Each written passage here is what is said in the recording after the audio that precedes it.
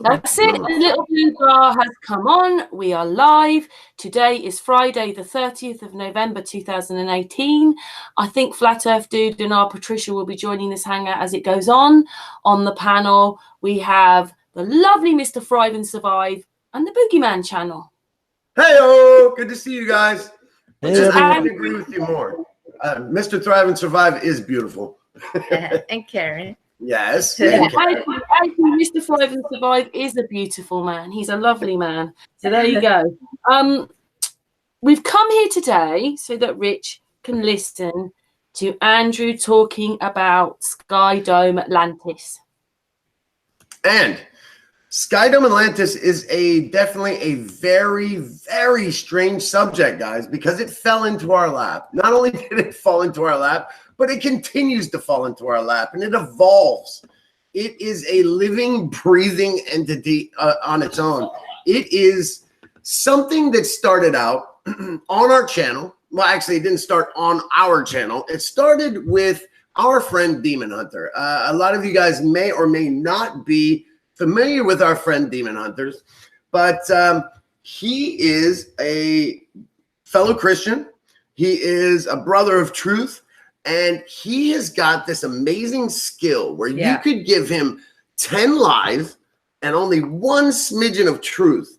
And somehow this guy will weed through, let's say weed whack through the BS and somehow find that one smidgen of truth and run with it. Yeah. He's really good at that. He's really good very good at it. And so that's basically what happened with the Skydome Atlantis thing. Now, anyone that's not familiar with Skydome Atlantis, I understand. It is a big topic. It's a crazy topic. And it's something that in a million years, I never thought I would be saying out loud. Because here we go, guys. It starts with the track system, the tether system. And so if you don't know what the tether and track system are, be prepared for insanity. Are you ready? I'm just going to throw it out there because I don't know any other way to sugarcoat this thing. The tether and track system, you guys may remember from 1996, a very famous tether experiment by our friends over at NASA, the Fourth Reich. And what happened was they were looking, honestly, I can't even remember what the official story was, but I believe they were looking for an easier way to do space travel, which I'm not sure where everyone stands here on space travel, but I just want to be clear and give you my disclaimer. If I say the word space today, please know I am speaking of lower Earth orbit only, okay? I do not know if space travel is possible. I do not know if we definitely went to the moon or not. Now, if I had to say so, if you're putting a gun to my head and making me choose, I'm going to say no on the moon and I'm going to say no to space travel, okay? But those are my personal opinions. I cannot prove them one way or the other. I can only prove some really zany stuff. And what I'm going to show you today is some very, very zany things, okay?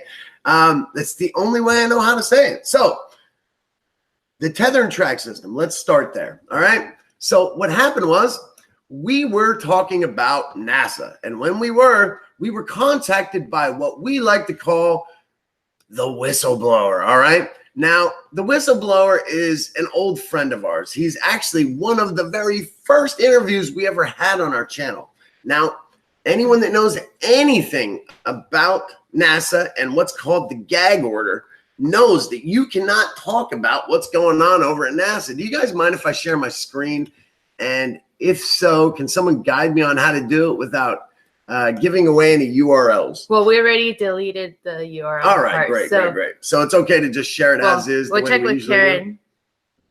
Karen, is it okay to share my screen? All right, good talking. No, she has us on mute. Oh, she's there. Okay. Sorry, I was speaking. I forgot I'd muted. Sorry. I'll just put it on Rich for a minute. Rich, it's on you, the camera. And you just don't share the whole screen. Share application window. You got it. All right. So we are just going. In case you do, Rich is on the camera at the moment. Smile, Rich. I wish I had perfect teeth like that. You're on candid camera. Do you remember that? So, Rich, because this is our first interaction with one another, I want you to know I am a researcher, okay? I don't have personal opinions about these things, okay? So when I talk about these tether and track systems, please know I didn't create these things. I didn't want these things to be true. Let's put it like that. That's okay? the one? Yep, that's the one. Okay. So we're just gonna share the screen that we have of the documents. Okay. Right here. I want everyone to know that I was a normal guy just like everyone else. I believed all of the BS that NASA was spoon feeding me on a daily basis. I thought 9/11 was a real thing. I didn't know it was an inside job. This is how asleep I was, guys. All right. Yeah. Now, we're not going to get into that conversation because that's just not, that's not Andrew, where we're at today. Andrew, share, because I've got the camera on Rich while you do it. Oh, okay. How do I, actually, I have it up right now if you want to switch over. Yeah. Yeah. You need to go to go to share, and then go to application window, not the whole screen. No, I have it. I have it, Karen. It's up. Yeah, but it's not showing for us. What do I do? Help me. I wonder where we're at. Yeah, I don't know what to do differently.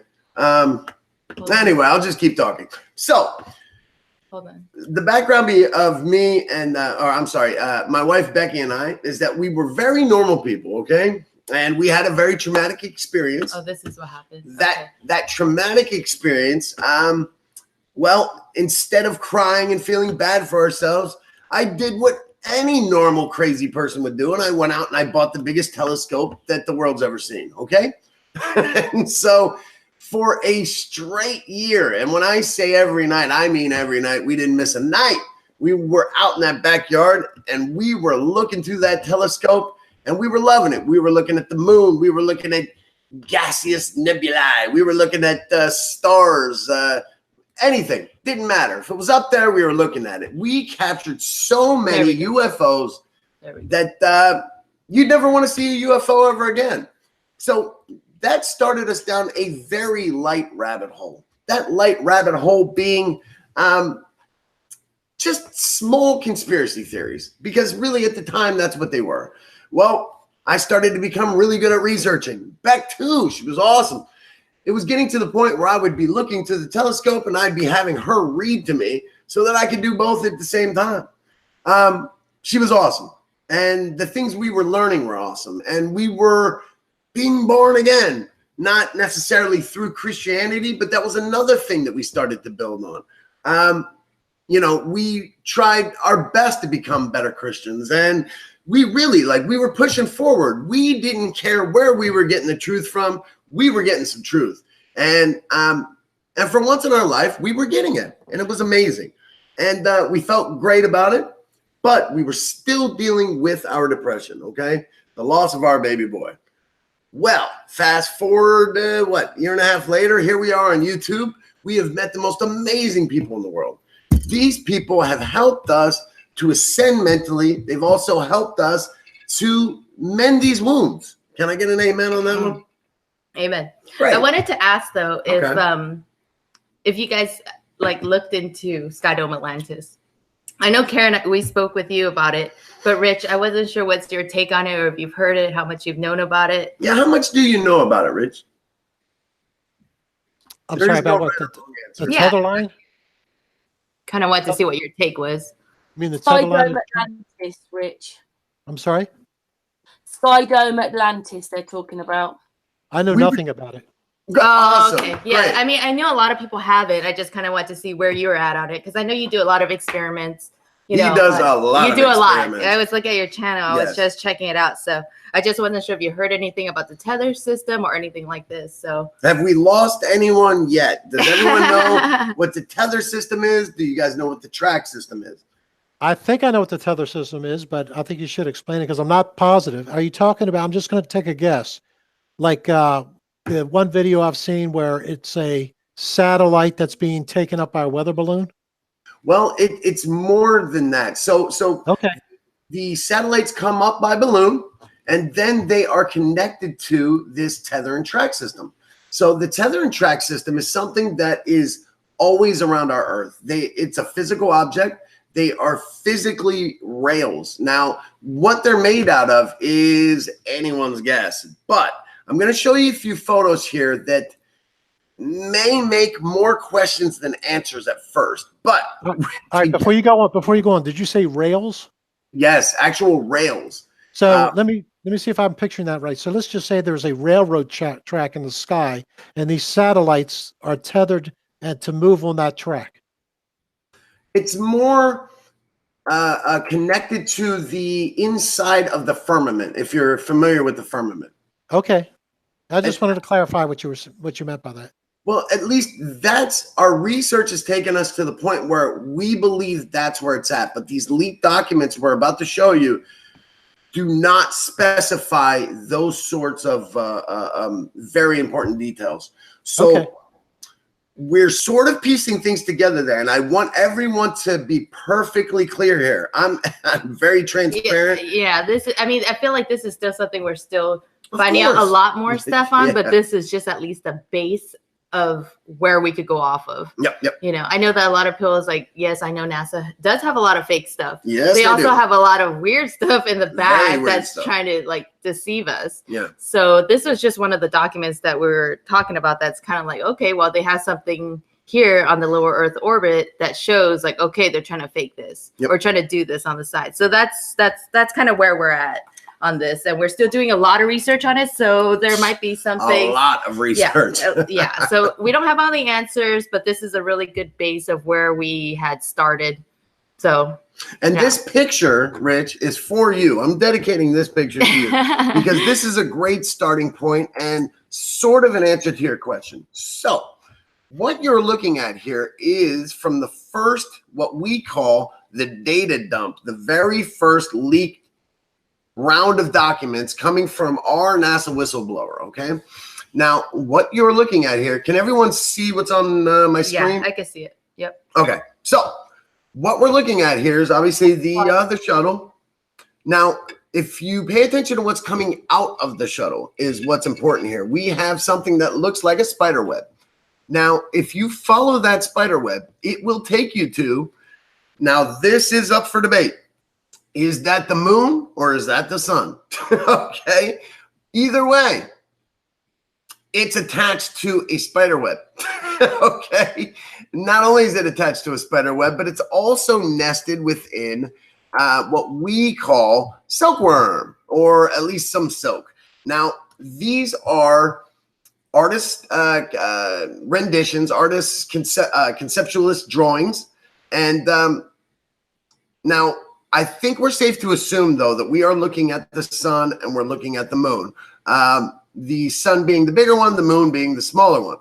Now, it's very important that everyone study these and remember these, because we're going to be doing a lot of bouncing around today. And the reason why is so much new information has hit us within the last 48 hours. There was no good way to lay this out. There was no perfect way. I mean, I know a lot. Okay, so just reading the chat, I have to say that I know there's a lot of people that are like, kick him, whatever. But quite honestly, you guys, I know it looks like a cartoon drawing, but there's more to this document than what you're seeing. Okay, and we've got real pictures. This is really and real old videos. document. Okay, so show them the actual. I know it's from NASA. I know you guys are freaking out. You guys are like, oh my gosh, what are you guys talking about? Guys, let's be patient. Yeah, because this is the first image we've shown you. Okay, so let's enter this with an open mind and know that this is the very first image that I've shown you. Okay, so let's be patient here, and I'm going to show you infrared images and video, and I am going to uncover these lies in the skies for you. All right, you guys are going to see things that no one else has seen before, because I just took them the other day.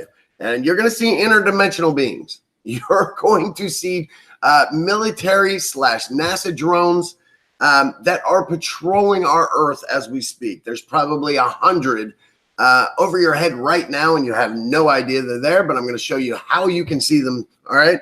And no, this is not an infomercial. And then, I mean, Rich and Karen, if you guys have any questions, just jump right in, okay? Fire them. Because I know that we can just go on and on. So just jump right in, okay? All right. So we are starting out with what's called an artist's conceptual drawing. These are from the 1970s. They're done by a rocket engineer by the name of Max Faget. All right? Yeah, we're going to. Faget. You will see his picture here in just a second. But what's important here are these quote unquote cloud slash silky looking things. You've seen these clouds in the skies before. Some people refer to them as chemtrails. Others refer to them as contrails. All right. They are the same thing. And NASA has found a way to lay out contrails and chemtrails. I don't care which side of the fence you're on, because it doesn't matter. Now, they've found a way to lay out these contrails or chemtrails and turn them into biomechanical machines, if you will. Okay. They're able to take orders. They're able to do tasks. All right. Like take on shapes, robotic, they're what is the word when something, self-replicating. They can make more of themselves, which is very freaky. Okay. Now over here on the right, just to the right of the sun, we are seeing a smaller version of it. Now notice that what we're seeing, the smaller version of, let's just say it's the moon, because I have no idea. But notice that it is wrapped around an actual rod. All right. Now it's wrapped around that rod, and you will see real pictures of this in just a little while, that they are able to actually roll up or roll out the sun, the moon, the stars. Yes, it sounds crazy. I can't believe it's coming out of my mouth, but I'm going to show you in a second. Should I just fast forward to it so that we can give everyone a little piece of the pie and let them know where we're headed right now? Yes, go ahead. All right, let's just do that. I think they want the nitty gritty. I understand, because you guys are going to probably torch me here in a second. Yes, it does look like cartoon. This is it is cartoon, guys. Yes, it's a very, very old document. Yes. So everybody calm down. It is a artist conceptual drawing, okay? But let's look at the lens flares, crystal ball. Okay. Let's look at some of these crystal ball images, is what we call them. Yes. So now, everybody wants to see the real picture. So this all right. Calm down. We're getting there. Let me explain the setup here. What we have created is the same idea as what's called the Santelli telescope. You will understand this telescope. It was just released by, yes, the Jesuits, the Vatican. All right. The powers that be have just released this technology. Well, at the same time they've released this technology, we had a member of our family, a member of our group, had a premonition or a dream. She was contacted by Yahweh himself, right? That's the only way I know how to explain this. There was divine intervention that happened, and what Yahweh told her to do was take a glass paperweight, like what you're seeing here, put it on top of a 5X beautification mirror, and then put a black bowl around it. That last part is optional. It's really, the black bowl is just there in order to cancel out any, what's it called? The light pollution, noise pollution, the horizon, okay?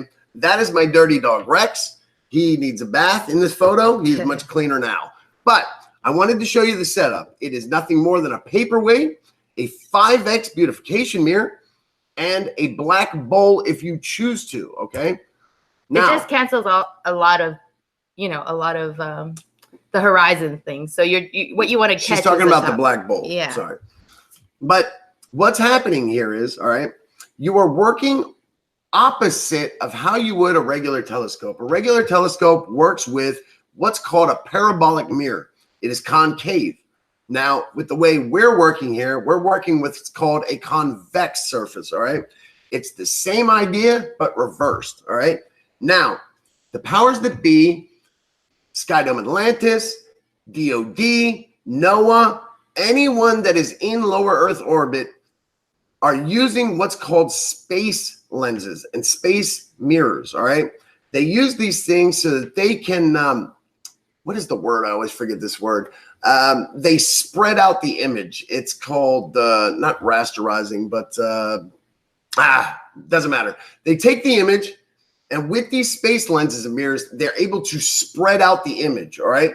So they are able to cloak their ships and things like that right in front of your face without you even seeing it, all right? Now, when we use this Santelli type mirror and glass, we are able to see entities just like this, all right? Now, this is just one of a million images I'm about to show you that are about to blow your mind, all right? Now, we were only looking for lies in the skies. We were only looking for Sky Dome Atlantis, which is a base behind and around the Sun Simulator. If you do not believe in the Sun Simulator, that's something you're going to need to research on your own time. I can't talk about it at this point. It's way too much information. But let's look at this image for a second, okay? Now, what you are looking at is the glass dome, okay? Behind it, you're going to see the mirror. Now, if you look close, you're going to see things that I have circled for you. You're going to see things like objects. I have no idea what they do. All right. There's some things that I don't comprehend on what's going on up there. There's some things that I do comprehend on what's going on up there. This is some sort of ship, some sort of rocket ship. Now, I know it doesn't use rocket technology, but it does use some sort of propulsion system that is not combustible. This I'm sure of. Anyone that's familiar with space and the bullshit lie of the whole vacuum of space thing, I'm just not buying that whole part. We've caught plenty of evidence of zero-G technologies, non-combustible engines, and definitely our fair share of free energy. Now, from my understanding and from what it looks like to me, this ship seems to be sitting on a fake X rocket. Okay. Now, I can't tell you one way or the other if it's actually sitting on that fake X rocket, but what's important about this image is fixate your eyes on this Sun Simulator. Okay. Now, let me spread this out so everyone can see. Hey, Andy. Yes, sir. Before you go on, are you taking these pictures from the domed part, or are you looking at the mirror part? I'm looking at the dome part. Okay. And it's very important, Rich, that you understand that when you're taking these photos, that you concentrate on only the top 1/3 of the dome. The bottom 2/3 of the dome. Sometimes you'll pull out some pretty cool stuff from there. But most of the time, it's just a lot of digital noise, or not digital noise, but a lot of atmospheric noise, horizon noise, light pollution, things of that nature. Now, gotcha. Okay. Yeah, we have to like account for like things that are around us as well. Yes. So we have to make sure that that's not what we're looking at. So we always make sure that we're not counting the wrong things here. It's also impossible to get a mirror these days that doesn't have some sort of bubble in it. Okay, so there's a lot of imperfections in the glass and a lot of imperfections in the mirror itself. Which we accounted for. Yes, yeah. Which we accounted for, and everyone needs to understand. I know a lot of people are going to say that, for sure. It's okay, because, guys, we're never going to point out anything to you that looks like a star or a scratch. Okay? If you catch me pointing out anything that looks like a star or a scratch, please call me out on it, okay? The only thing I'm going to be showing you today are things that look mechanical, okay?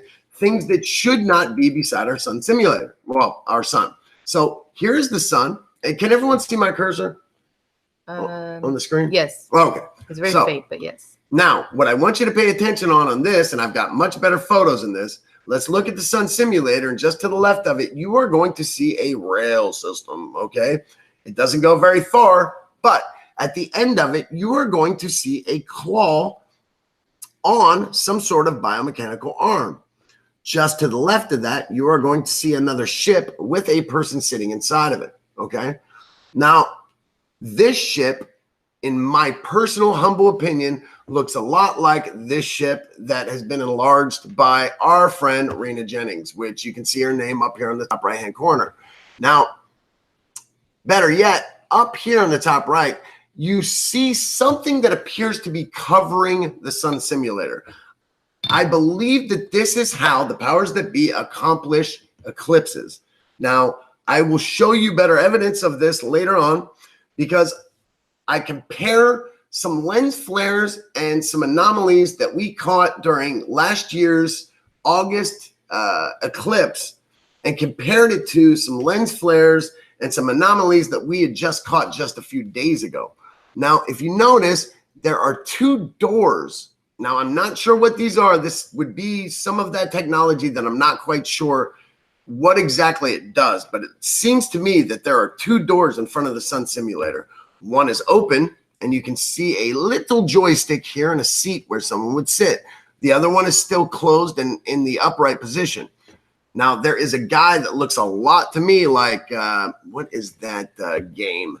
I believe it's called Splinter Cell. And in Splinter Cell, sorry, let me wait for this window to go away. But in Splinter Cell, you can see a guy standing here in all black. You can see his eyeballs. He would be the circle on the left here. And you can see his eyes, and you can see that he's holding some sort of gun. Now, he's not very scary right here. But I have very up close and personal shots of this guy. I mean, so close that I felt like he should have taken me out to dinner or lunch. It was quite personal. We'll come back to this image, but this is a very important image here, okay? In the bottom left-hand corner, what we're going to look at here is an actual image from Stereo Ahead H1, okay? Let's look at this first. Now, starting from letter A and going through letter G. At letter A, we see waves. We see nothing, really. But that's not the important part to this image. What's important is this humongoid layered structure that, in my personal opinion, could possibly be the firmament, okay? Now, everyone knows that NASA is what? I'll probably be bad at these numbers, but let's say 80% lies, 20% truth. Now, that's up for debate, I'm sure. But moving forward, if you go on the NASA website, and I can provide this link for if you would like to see it, NASA talks about the firmament. Of course, they don't call it the firmament. They call it, what do they call it? A man-made structure found by the Van Allen probes. Okay, that's how they address it. They said that it was created using low, what are those called? ELFs and VLFs, which is very low frequencies and extremely low frequencies, I believe. Now, the use of cell phones, radios, Wi-Fi. Of course, they didn't mention HARP waves, but all of these sorts of waves are what they are attributing to the cause of this man-made impenetrable barrier, as they say it, out in between us and the Van Allen radiation belts. Now, anyone that is privy to the Bible, anyone that reads the Bible, anyone that is knowledgeable about Genesis remembers the accounts of the firmament. When it was created, and that it was created to separate the waters above from the waters below. Now, I believe that everyone is in agreement about the waters above. Now, the waters below are where everyone's kind of, argumentative about, okay? In my personal opinion, I believe that the waters below may have something to do with ether, all right, the ether. Anyone familiar with the ether will remember that from the Michelson-Morley experiment, that they not only proved that ether existed, but they also proved that the Earth does not move, that it's stationary. Now, fast forward a few weeks later, after the scientific community was in a big uproar and a tiffy, they, in my personal opinion, hired a man named Einstein. An actor named Einstein, who then came forward, got his paper thrown away 4 separate times before he finally got it passed on the 5th try with his super duper theory of relativity, okay? And so with that theory of relativity, he canceled out the ether. So this is kind of where the mainstream and the progressive thinkers like ourselves can't agree on what the waters below actually are. But moving forward, in my personal opinion, looking at this Stereo Ahead H1 image, a lot of these ripples here on this image look like the waters below, in my personal opinion, okay? But moving forward, A, we don't see much. We only see heat waves. B, what we see is an image of a light source that requires a parabolic mirror in order to intensify its beams, right? C, we see almost the same thing except without the parabolic mirror. D, what we are seeing is a beam focuser, okay? Now, what this thing does is it collects light. It focuses that light into a laser type format, okay? And it beams it into E, which is, in my personal opinion, called a buckyball. Now, a buckyball is a fullerene molecule. It fits into the nanotech family, the nanotube family, but as you can see, it's not very nano anymore. It's very large, it's very robust, and it's very useful for the lies in the skies, for projecting light, for carrying light throughout our Earth in order to make the sun simulator a lot brighter than it actually is. Yeah, I feel like this is a lot of different things that we like cover. And so, like, okay, one is buckyball. It's like a lot of people don't know what buckyball is. There's somebody in here that knows carbon 60. Great, C60. Yeah, see, Awesome. so people do know. This is new to me. Good. And then so just this whole like stereo A, stereo B, like a lot of people don't know that. Like, so I think I know a lot of people. It's hard to follow on what's going on, like lenses in the sky, sun simulator. I know it's crazy, guys. I don't know who knows what, but this is what should motivate you to look us up in our videos and get caught up. It should also motivate you to do your independent research on your own. Trust no man. Yes. Definitely not me. Don't trust me as far as you can throw me, okay? I love you guys, and I'm giving you what I know, but everyone is flawed, guys, okay? And I definitely am a flawed man. So, Andrew, 2 secs. Rich, what are you going to say?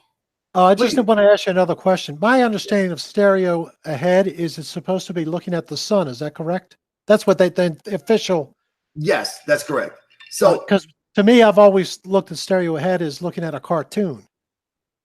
And some people believe it and some people don't. Yeah, it's hard because it's like, how are they actually getting these images? You know, that's why it's like. And I never believed it, Rich, until and only until just the other day, when I put a solar filter on one of my new cameras and I started to film letter E here.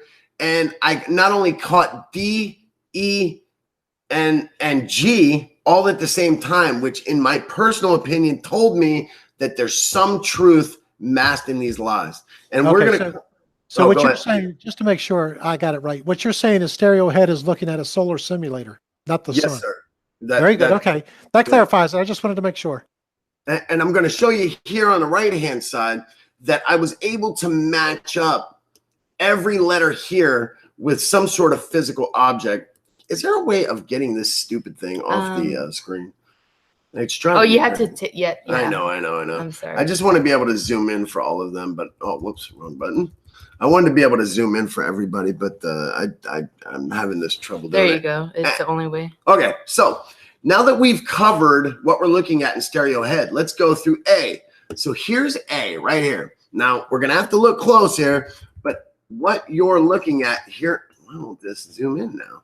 When you want it to zoom in, it doesn't zoom in. All right. Yeah, it's weird. All right, sorry guys, technical difficulties here. Why is this not working? I think you gotta move to this. Oh, is that what it is? Okay. Yeah, there we go. There you go. All right, so A is, now I don't know if you guys can see this, but there is this humongoid parabolic dish, all right? And inside of it, you can just make out that it is a light source, but it's like cubed. There's 4 different sections to it. 1, 2, 3, and 4, okay? I wish I had a better image of it, but here's the good news. I've got it twice on the same image. Because we're shooting in a parabolic piece of glass, if you will, the images are skewed, they're curved, but they show up twice. And because it's a clear piece of glass, we're able to see those images on one side of the half dome and on the other side of the half dome, which is kind of cool. We learned something new about bending light during these experiments. So yeah, that's what a lot of this is doing, is bending light. And that's the reason why when you look up, you can't see what we're actually seeing when you're using this dome. This thing is magical. It's actually something they're doing with new telescopes, right? That's what I said, Santilli. Yeah, Santilli. So this is actually a new technique they're doing. We're just doing it like on a cheap way. And they're charging $100,000 for a telescope that is only 8-inch in diameter for these brand new Santilli telescopes. Well, I can teach you how to make one for less than $40. and this is just our first, just try our second try at this. So I've never actually had that other new technique of whatever. No, they're not even selling Santillis yet. Yeah, because they're too expensive. Yeah, exactly. Because we have the old, guys, we've got some big telescopes. Some big telescopes, and they're different. So now they're trying a new way. So we'll see how this works. All right. So everyone pay attention to this big line that's going straight down the middle of the image.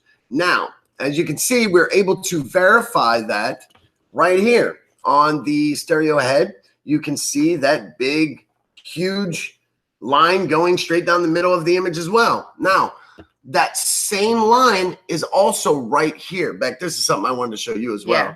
That line and this line is the same line, okay? So there's some reflection to it, and this is where refraction to whatever. Yeah. All right. So we've got A. B is the actual light source that doesn't have any. I'm sorry.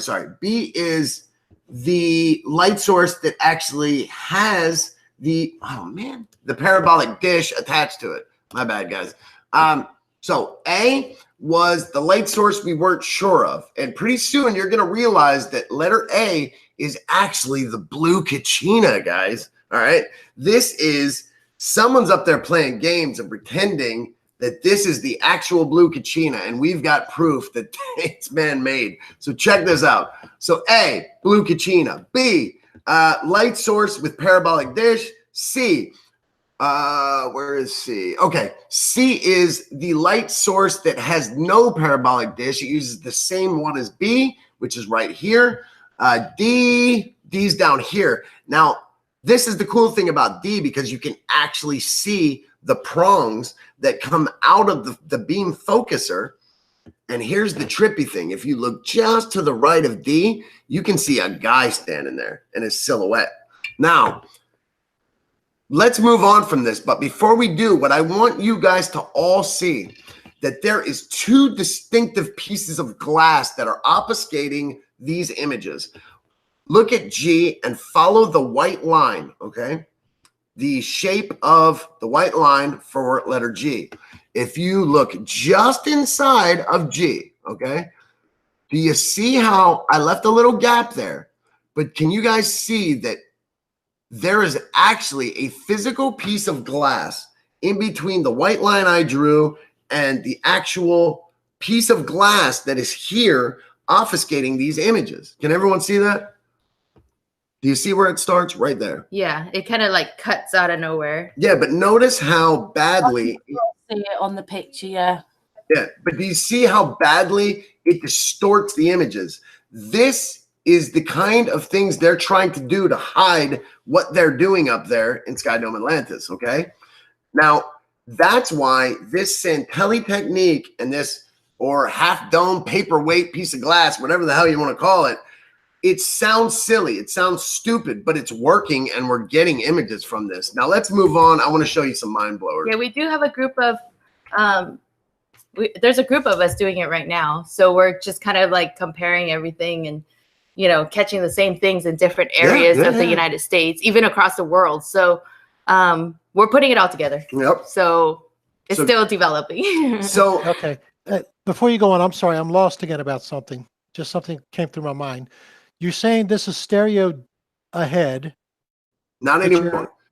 But how are you're viewing this outside though, correct? What I did was, I'm sorry. I took, we took this image, okay, but we merely just took stereo ahead and put it on this image so that we could compare and show you guys the validity of stereo ahead. That we were able to match up the actual light sources, their actual order in which they were being shown, and that they're not lying about it. That not in my opinion. Well, I mean, there's a sun simulator and then there's a sun, but they're saying it's a sun and we're saying it's a sun simulator. Yes, right? but so that's the difference. In this next image, you guys will see why we call it the sun simulator. So here is your sun the sun simulator on an actual track system, okay? Now, this is where it gets really crazy, guys, okay? This is where we take a very big turn being normal, educated people to sounding like insane lunatics. Are you guys ready? All right? Because I'm showing you a sun simulator that is literally on a track system. And this was taken in the sky, guys. This was taken with our own camera. I'm sorry, with Demon Hunter's camera. And if you look closely, guys, and let's do that. Let's look closely. We are looking at a sun simulator, and you are looking at an actual track system. Look at this, an actual track system. Now, if you look close, it's more than that. It's a whole base up there, guys.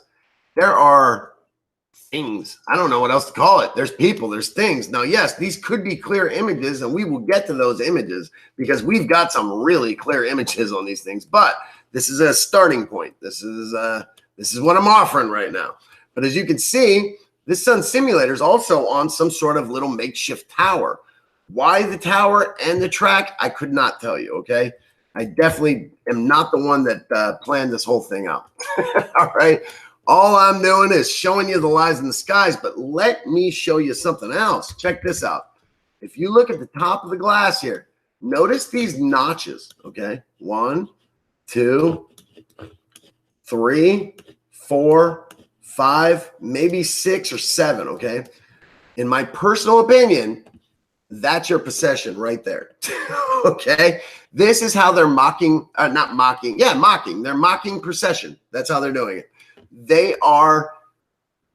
This thing is on a track system 24 hours a day, 7 days a week, okay? Now, if the United States has more than one sun simulator, I could not tell you, okay? I don't know that information. What I know to be true is when you go and you watch the sunrise in the morning, okay? Now, you're only going to, if you're not going to use the method that we're showing you here with these half dome pieces of glass, if you're not going to use that method, the only method I can suggest to you that you will catch this track system and you will catch the tether is through infrared, all right? That's the only time I've ever been able to catch it without using this half dome piece of glass photography method, okay? God, okay. Go ahead. Sorry for being dense, but no, I need someone to ask questions. Yeah, because this is just crazy and it's a lot. Please go ahead. What am I going to look at through infrared? I'm going to point at the sun.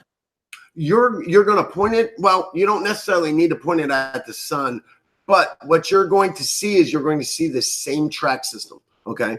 Now, there's other things that will be on tethers, though. Now, the track system are for the big boys. The track system is for the moon simulator, the sun simulator, any other planets across the ecliptic plane. So Saturn, you name it. Okay. All right. Then I got to really cut to a deep question. Please. Because you said planet. All right. Yes. So, well, I don't, trust me, I don't get hung up on the language because you have to use the language that we have available today. Yes, so if I'm looking up at the sky, according to you, and I'm taking a picture of the sun, the moon, the planets, whatever, I'm looking at a simulation, or am I looking at the real deal? Well, that's where it gets muddy, okay? In my personal opinion, from what I found through the research, everything that we are looking at, the brightest ones, Orion, Canis Major, Canis Minor, the ones that basically stand out at you, the ones that you're like, wow, the stars are really bright tonight. So Sirius, the dog stars, Capella, all of the brightest stars, all of the brightest and closest planets, yes, those are all simulations. Now, if you use infrared and you record a time lapse, but it has to be a deep time lapse. It has to be one where you can see past Saturn and past Jupiter and past those behind the major players. Past the simulation. That's what he's trying. You will actually see that the further stars actually don't move anymore. They don't move anymore, but the closer ones do. Okay. So what you're saying is, just to make sure I got it right, because I finally got a camera now. So what you're saying is to, now when you say a deep time lapse, do you mean to keep the camera focused on one area of the sky and just keep exposing more and more light so you can see the dimmer stars? Yes, that's correct. So when I say deep, what I mean is you're going to have to use a bigger lens. So probably 3,000 millimeter or equivalent. You're going to have to go deep. So what you're going to need is you're going to need infrared, and you're going to need a big lens. All right. Because what you're going to want to reach out to are things like Sagittarius A and B. You're going to want to reach out to those really deep stars because those are going to be your control. Okay. In this experiment, those are going to be your control. Those are going to be the ones that you're like, okay, I want to see which stars are moving. And you're going to see that the only stars that move are the ones that are on this track and tether system. Everything else is just like Yeshua said. It's painted on the back of the firmament. Now, I'm not sure he actually said that, but I think I'm paraphrasing very poorly on that. But well, that would be some, to me, that would be some interesting proof if you've got stars that are, you know, what we normally see move and then the others don't. That would be pretty incredible. I have some of that. It's on my YouTube. Remind me, or Beck, can you write that question down? Yeah. And if we have extra time, we can jump into that. Okay.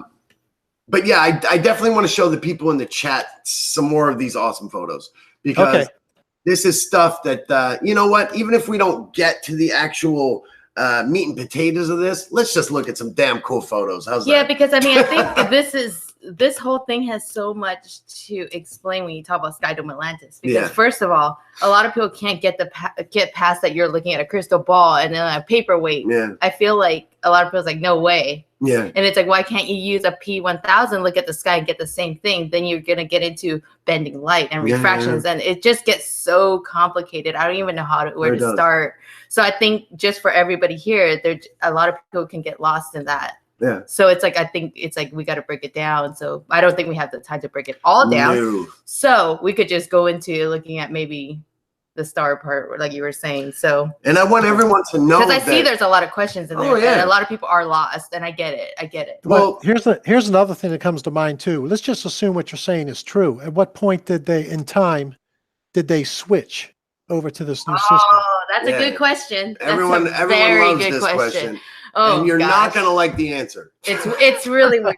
It's very weird. Okay, go ahead. Well, we've been doing research on that because that's the number one question everyone asks. Okay. Now, so far, we know that the Sun Simulator patent, well, not the patent, but the actual one where they built it and they actually put it out there. It was actually in low Earth orbit.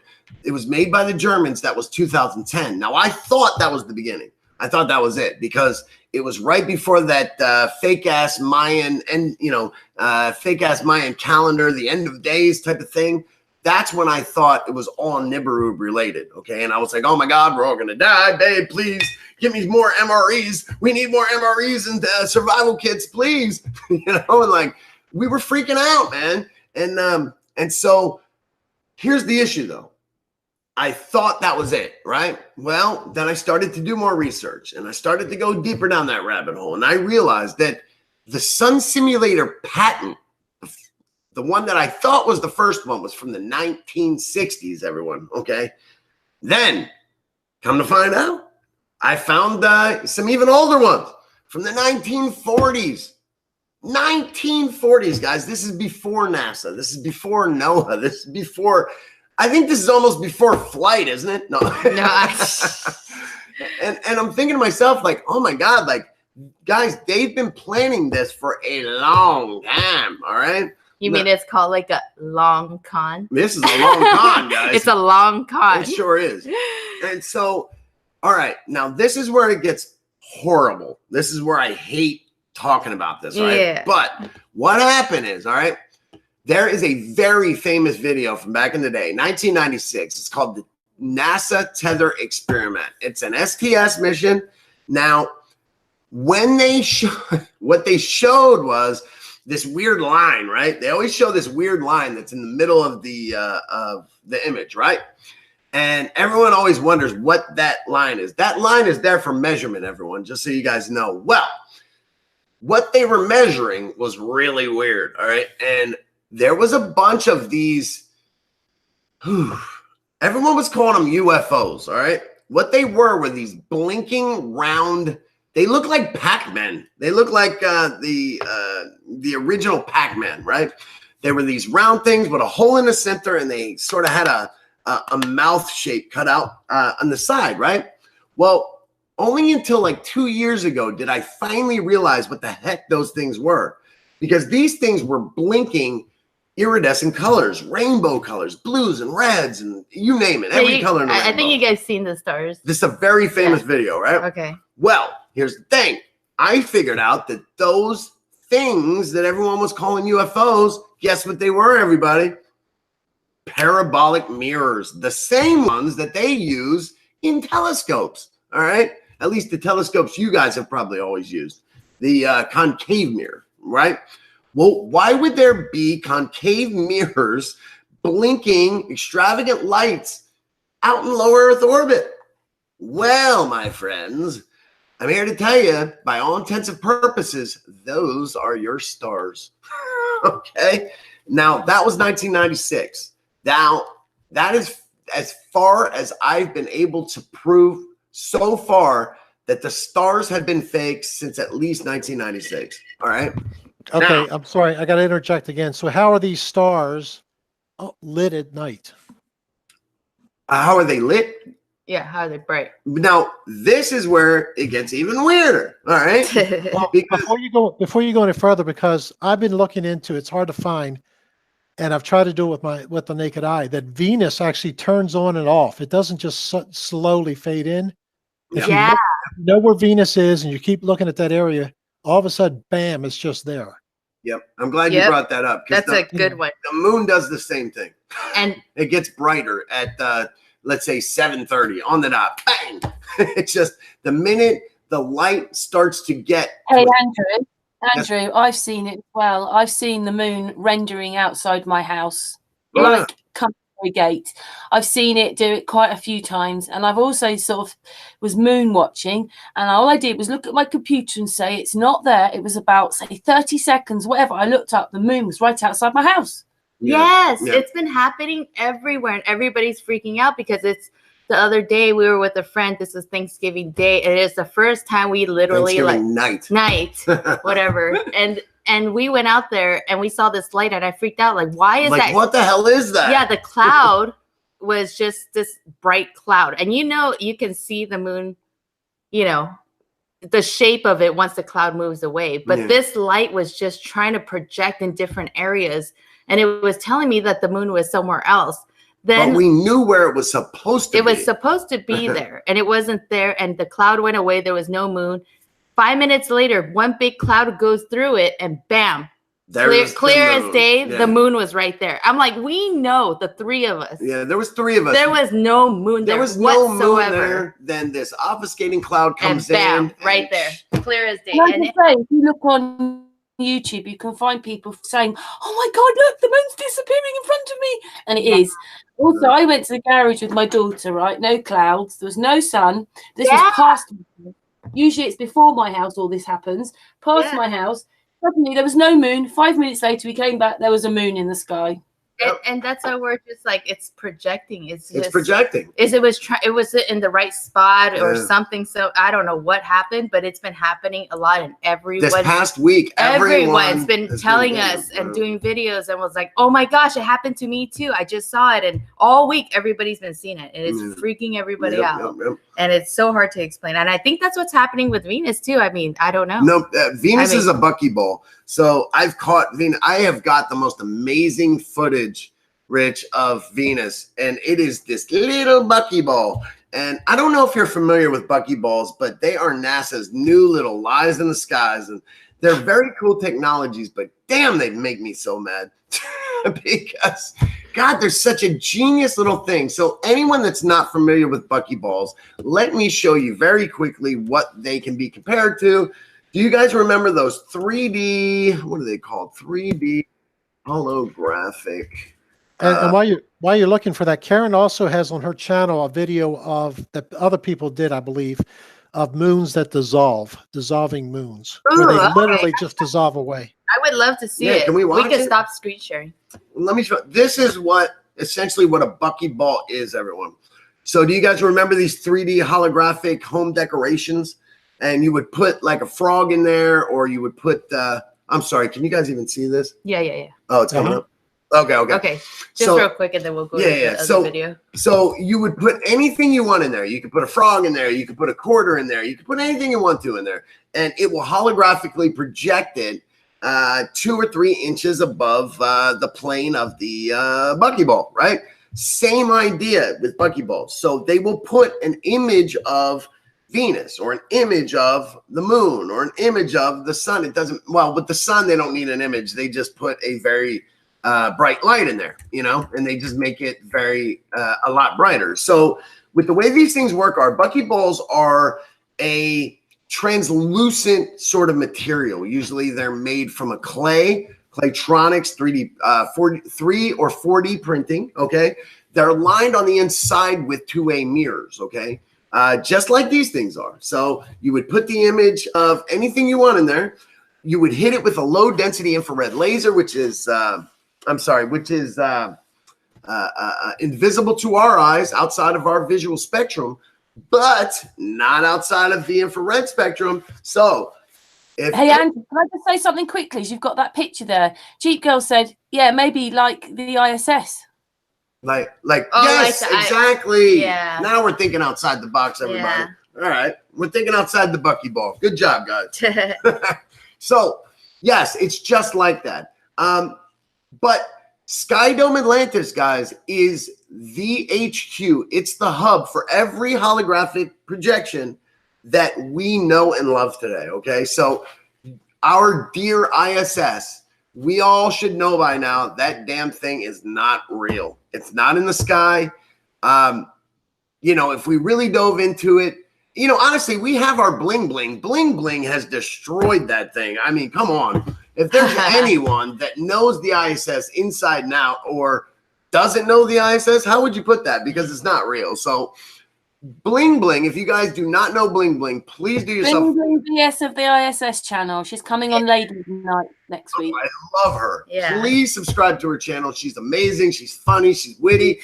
And she is awesome to watch. All right. So do yourself a favor. Subscribe. You'll thank me later, but don't. No. So going to, you had a compilation, Karen. Yeah, let's see your moon. So let's stop our screen share. Okay. Then we could maybe look at your video. You want me to send you the link because I'm not on the right one to share? Yes, please. Oh, okay, yeah, sure. How do I stop this? Yeah, man, we can figure it out, can't we? We're smart people. Yeah, just click. Yep. Oh, there we go. Then, I don't know where it is. Can't you talk for a bit more while I find it? Yeah, no problem. sorry about that. Are you? Does a bear shit in the woods? Come on, you're asking Andrew if he can talk. Or we could look at it and see. Oh yeah, we can do that too. Let's do that. All right, here we go. YouTube. So right now it's facing us. Okay. Oh, it is. Okay. Yeah. All right. So don't make funny faces. I always have to remind him. He does not know where the camera is. So how do we switch that whole thing? Okay, so you go back to that. Go back. Screen, but application window, yes. and then this one. If that's no, that's that one. That's this one. Did you really? Okay. Oh, there we go. Okay, so that's. Yeah. So tell me if that worked. Okay. Is that right? I'm sending it over to you on Google. Oh, so I do it in the back chat of this Hangout. Sure. Or if you want to just send it into the regular chat room, I can just grab it from there, or whatever. Oh, okay. Yeah. Hang on. They can't see the whole window, so. Right. I'm just doing it now. Just going there. Everything's click, click, click, click. I'm just getting there. I just went and searched in Sun and Moon Family United, and somehow it took me into Google. Well, that was so stupid. Sun and Moon United. Where? I've got it here. I'm just going to put it in now then. All right. Sounds good to me. All right. We are waiting. So go in there. Okay. Where? Here? Yeah, that's the live. Okay, good. Oh, I see. Yeah, take that and throw it in there. All right, you got it. Oh, I see what you mean. Yes. All right, so copy the link. It's got music on it, so you might want to turn it down. You know, the music down. So is that the person's talking? Is it copyrighted music, or are we good to go there? I try not to use copyright. Well, you know, if it is, you won't get a strike. But I try not to use copyrighted music at all. So yeah, so it's your channel. Okay, so we'll play this and take a look. Oh yeah, that's the good tunes. All right. You can SAMFU. What? No. All right. Yeah, I haven't seen this one. Yeah, Robert Forsh. Here we go. He has filmed this moon. It was a few months ago. It's already been on Sun Moon. This isn't a moon in eclipse. This obviously is a moon. Oh, wow. That's beautiful. And he has noticed that there's a section of the moon missing. What it is for me. Notice those black dots always around the moon when something holographic is happening. I've also seen this phenomenon. What it is I've seen it like that, and it's coming, not going. It looks like that, and it may only be a bit of the moon there, and then suddenly the whole moon comes out. But it looks like that. So it looks like this, and then as the minutes go on, the rest of the moon comes out right in front of my eyes, like it's coming through a portal or something. Coming through some curtains, coming through a veil, coming through a gate. Yeah, I just wondered if anybody else had seen this themselves, like with a disappearing moon. But I don't just mean from an eclipse. I just mean in front of your eyes, it's appearing or disappearing. Has anybody else seen that? Because I've seen this happen on the east side of my house, and also on the left side of my house, on the west side of my house. I also came across this other video where this person is also explaining the same thing, except for them, like Robert, the moon is leaving, and it leaves a lot. Wow, look how weird it is. This one disappearing, although in front of your eyes, this one's disappearing too. It is getting less and less. Anyway, what I'm going to do is when this bit is finished, I'm going to add the other video. And obviously you can hear the lady is well shocked that her moon is just disappearing in front of her eyes. It's definitely not a planet, guys. Definitely not a planet. You could never land on something that disappears and appears in the sky like this. It is some kind of hologram. It is. It's some kind of reflection, whatever's going on. Anyway, I'll just play the next video as well. Okay, I just did a video. The moon was full. Now look. It is disappearing as we speak, y'all. All right, that's freaking me out. Look, y'all see how it's disappearing as we speak? Oh, wow. That's exactly like what we're seeing. Y'all see this? What is it up? It was a full moon. It's gone. All right, that ain't even kosher. I see no clouds at all. Is there an eclipse? Somebody tell me. 6 o'clock in the morning, the moon was full. It has completely disappeared. And I see no clouds, nothing. That's the oddest thing, but I'm glad I caught it on camera.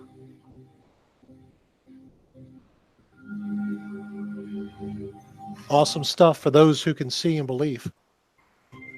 Your eyes don't lie, except for when you're on LA. Except for when you have cognitive dissonance, right? There we go. Crepuscular rays are parallel. Can I just say the bit of video that's playing now is someone's time lapse, and then the moon disappears. Oh, wow. You know, this moon that we're looking at right now does not look like the moon that we see in our skies. There is another moon. Actually, I mean, the Earth has 2 other moons. I don't know. A lot of people don't know that, but we have 3 moons in total. But I personally have only ever seen 2 of them. This one looks like moon number 2, though, because the structures here that I'm looking at don't look familiar to me. Anyone? Thoughts? I don't know. Look, it just disappears. It's really. But have you guys seen that moon that's coming out of Antarctica now? That where they said it literally looks like it's coming out of the ground. Oh my gosh! Wow. That looks cool. Yeah, there's no doubt this one. Watch this one disappear. Yeah, and it's so bright right there, so there's no way that it. This is a long part of it that you may want to skip. Once you see how nice it is, and he gets it from a different. You might want to skip to about 11 minutes. I think it really starts showing it disappearing. Okay. I appreciate that. Yeah. Sure. Okay. Wow, they got a really good footage of this. Well, yeah, but you can't shoot through trees like that. Not fair. No, you'll see. You'll see. I mean, it's so bright. So. Oh, here, go right. What do we say? 11 minutes. 11. Yeah. Okay. So where you can see. It's just like a little bit of pink light right there. Doesn't that look inviting, camping out like that? My goodness. Now look at that. That's just a little sliver. And there's a couple different angles you can tell. It's not hidden behind anything. It's just, to me, it's disappearing from both the north and the south side, or the top and bottom, I should say. That's weird. Look, you can only see some of it. It's not even, it's just hidden. Wow. Look, it's just disappearing. Yep. It's getting eaten up by something. Wow. Wow. I mean, literally with my eyes even, it's, wow. I can barely look at that. see it's just it. Gone. This thing is just totally disappeared. This thing is I wonder if 1/3 of the stars are fake and those are the ones that fall to the ground. I have a lot of good footage of some of them on the actual real moon. Like I was reporting on that for a while. That I don't know if anyone knows. This was my first experience with what a real star looked like, but I think they look like donuts. So they're kind of these little circular things, you know? Yeah. That's the only way I can describe them. They kind of look like donuts. And I was writing a book for a while, Rich, about the moon called Unlocking the Magic of the Moon. Let me stop. And it was all about trying to, that's when I truly believed in the moon. I thought that it was a real thing. And at the time, I think it was. But I was trying my best to figure out what I needed to do to get past the holographic canopy to see the bases and the aliens and all the stuff that I was thinking was there, you know, because I had heard they were there and I was buying into that whole thing. And so now my theories have changed a bit. Yeah, our book kind of. Oh, it's in the trash. It's kind of after all the research, we're like, we can't put out that book now. It doesn't make sense. It feels like a lie. Is totally off. So that kind of sucked. Yeah.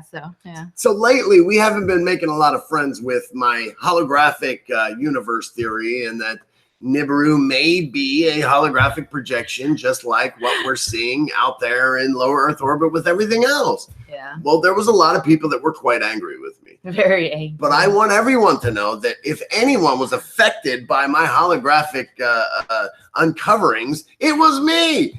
2 books now have to be thrown away. Thank you very much. Andrew, can I ask you something? Of course you can. I was watching videos of other people doing it, so I thought I'd do it myself. Okay. Not only you know about those funny little things that are flying around all over the sun, and people can say, "Oh, they're birds," but they're not. They're only around the sun. Those things are really weird. And then also, what it was is that I did just hold my camera up because it's too bright to actually look into the sun. So I held it up and I recorded it a few times and I slowed it down. I know that you're going to do all this, the kind of thing when you film, you slow everything down frame by frame. And another disc came up behind the sun, and it did. And it's like it's sort of like a reflective one, but it's not it's not the camera lens. It's not a flare on that. It's something, and then you can actually see another lens, and you can see these orbs as it's moving. These orbs go up. Yeah, that's what I was telling you guys. That I was like, the sun, the moon, and every single solitary quote unquote planet out there is nothing more right now. Just right now, no one get pissed off at me. But right now only, and that's all I can report on, that every moon, every star, every planet, the sun and the moon are nothing more than parabolic dishes running on these track systems. And so there is this huge artificial intelligence system, okay? And that's what we call it, the machine, right? And this machine, sometimes it's in sync, sometimes it's not. And that's when we uncover those lies in the skies, because I believe that at one point, this thing was natural, obviously. I mean, we all want to hope, at least, that it was natural at one point, and that there was a yellow sun at one point, and that God didn't lie to us. God doesn't lie to us. You know what I mean? Like, God created this natural, beautiful earth, right? And somewhere along the lines, we messed it up, right?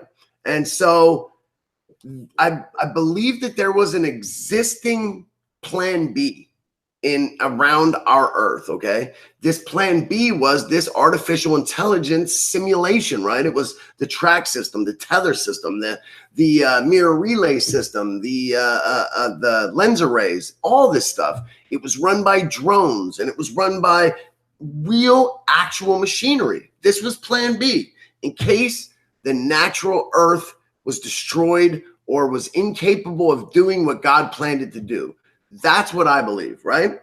And so we know that when humans took over this artificial intelligence, that's when we were able to start uncovering the lies in the skies, because it was filled with human error, okay?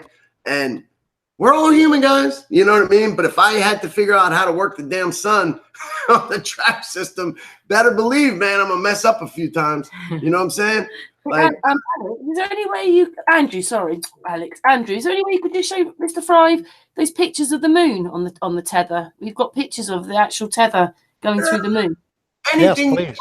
Anything. Yeah, that Especially video. the moon. Especially the moon. That's okay. So, But just for the record, I was not prepared to show these things, so it's gonna take. so we're me a gonna look it second. up real quick. Alright. Okay, so I'll tell you the story of how it happened, because when it happened, it was a little bit weird, because whenever, I don't know if you get this when you like Oh, film here's the a good sky. one. He'll like this one. Yeah. When you look at the sky and you're trying to film something that you're gonna catch, Yeah. something always goes wrong with your Of course camera. it does. Your camera glitches out. There's something going on, or the footage was never there. It So was that, the AI that was working. I don't know against what it. happened, but that happened with us. The Yeah. one day It that we happens to caught us every the day. tether on this one, it was on accident. And we always do this thing where I'm filming him, filming that or whatever yeah. we catch, because people never believe it. Yeah, So yeah. I think in this video, it does show that we got the tether and we moved it around to show that it is nothing that we're doing, no CGI, nothing. It was just a live video. So That's right. I couldn't explain a lot of stuff we catch, and I don't know why we see it, but these are just things that we come across, and you know. So Karen, do you remember one time when you and I were talking about those sun glints? We were calling them glints, right? And it was those ships that come and go from the sun simulator, right? And they're zipping around, they're doing their thing. Do you remember a video that I showed you one time where there were these humongous set of eyeballs behind the damn sun? Do you remember that? Yes, you did show us, I think, on one of the hangouts you've had with us. Yeah, you did. And do you remember how freaking crazy you guys all thought I was? And to be honest, don't you lie to me, because I thought I was crazy, right? Check this shit out, though. I caught the eyeballs again with this parabolic lens. It was there, and guess what it was? You're gonna love this. A giant calf. Okay, and Giant so what? a what? What did you say? A giant what? A calf, like a cow. And so it reminded me of that biblical story that when Moses comes back down from Mount Sinai, right? And he was there to collect the Ten Commandments, right? And when he comes down, do you guys remember that there were a bunch of people down there and they were worshiping calves, right? Or the golden calf or somewhere of that nature. Yeah, I was going to say it's a golden. Wasn't it a golden calf, correct? Yeah, a golden calf, yeah. Okay. Well, they never said how big that golden calf was, right? Well, it's huge, let me tell you. And I've got a picture of it. But before we do that, let me show you what you guys asked to see. All right. 1 second. Sorry about that. All right. I have brought up a few things. So move it over well, to hold this on. I'm still trying to queue up which one it Yeah. is. All right. That's not Was that it that one. As far as the size of the calf, it was so big that they were able to grind the gold into powder, and everybody in Israel, which were millions, got a drink of it. So it was a big golden calf. Is what you were just speaking of? Is that considered masa? Is that the stuff? Masa? No, matzah is unleavened bread. Oh, I'm sorry. I probably asked that incorrectly. So there's this stuff that supposedly it's gold, but it's finely ground. And so when you finely ground this gold, it's called, I want to call it masa, but is that correct? No? No, masa. I don't know. Not matzah, but masa. Yeah, masa. Like, I know there's supposed to be a white gold powdery substance. That's the stuff. That's what I'm talking about. Yeah. Do you know the name of that one? I don't. Okay. I'm sorry. White gold powder. That's all I know it is. Yeah, we never have all the names to a lot of this stuff. So let's see. Okay. Gosh, we have like so many videos. I got so many videos. I'm trying to remember which one. I've got the camera on Rich at the moment, just in case, but you were pretty good last time at sharing. I just can't. Why did you have to throw this curveball at me, Karen? Jeez, no, it's a good one. I mean, we got to see good, this but I cannot remember what it was called. You want to try and look for it? No, just look up here. And I'll show them. I'll show them some other stuff. Oh, well. Because I got other things to show them. But I want to show you those glints, though. Let me just remind you guys of these weird, crazy eyeballs real quick, because it goes right along with what I was just about to show you guys anyway. By the way, just to interject, somebody in the chat room said monatomic gold. That sounds right. Oh. Monoatomic gold. MONO atomic, one word, gold. Now, that sounds right, actually. Like is that something that we've all figured out how to make on a regular basis? Or is that still like a secret recipe? Or well, if it's true, then we have tons of gold from my understanding. I haven't really researched it, but from what I heard, it's like very, very plentiful in the earth. Wow. Because you remember the story of the Sumerian tablets and how they talked about, well, yeah, like this gold, this monatomic gold is supposedly the stuff that's supposed to unlock like the other, 12 strands of DNA that can, I don't know, make us levitate and start fires with our eyeballs or something. I don't know. It was doing great stuff. But I mean, is there any, do you guys? I don't know. Well, all I know is the actual on the periodic table, AU is gold, and I don't know if this is actually that element, because that has certain properties that definitely is not white powder. So what it really is, who knows? Strange. Okay. There's so many things that the ancients like knew that we have not caught up with yet. Like, what are we doing wrong, Rich? Which one do you want? I just want to show them that video. Yeah, which one? Where's the screen? The application. It's right here. Well, they've calcified our pineal gland through all kind of different things. That's one thing we're doing wrong. What they're doing to us. Okay, we're ready. How is something like that reversible? Is it something that we know, or? Yeah, there's certain things that supposedly reverses that. I won't get into it because I don't know that much about it myself, but it pretty much is a total decalcification of that gland is necessary, which means detoxing and a bunch of other things. Forget about fluoride, no fluoride. And there's all kind of things that supposedly go with it. Like I said, I'm not an expert on it. One of my sons is. He researches that a lot, and he gets into a lot of things that could possibly bring back that gland. The pineal gland. Yeah, the pineal gland.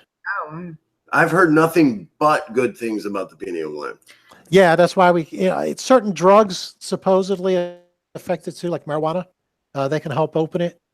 What they call magic mushrooms has an effect on that, supposedly. I'm just, I always have to preface stuff like that, because how much of science can we believe?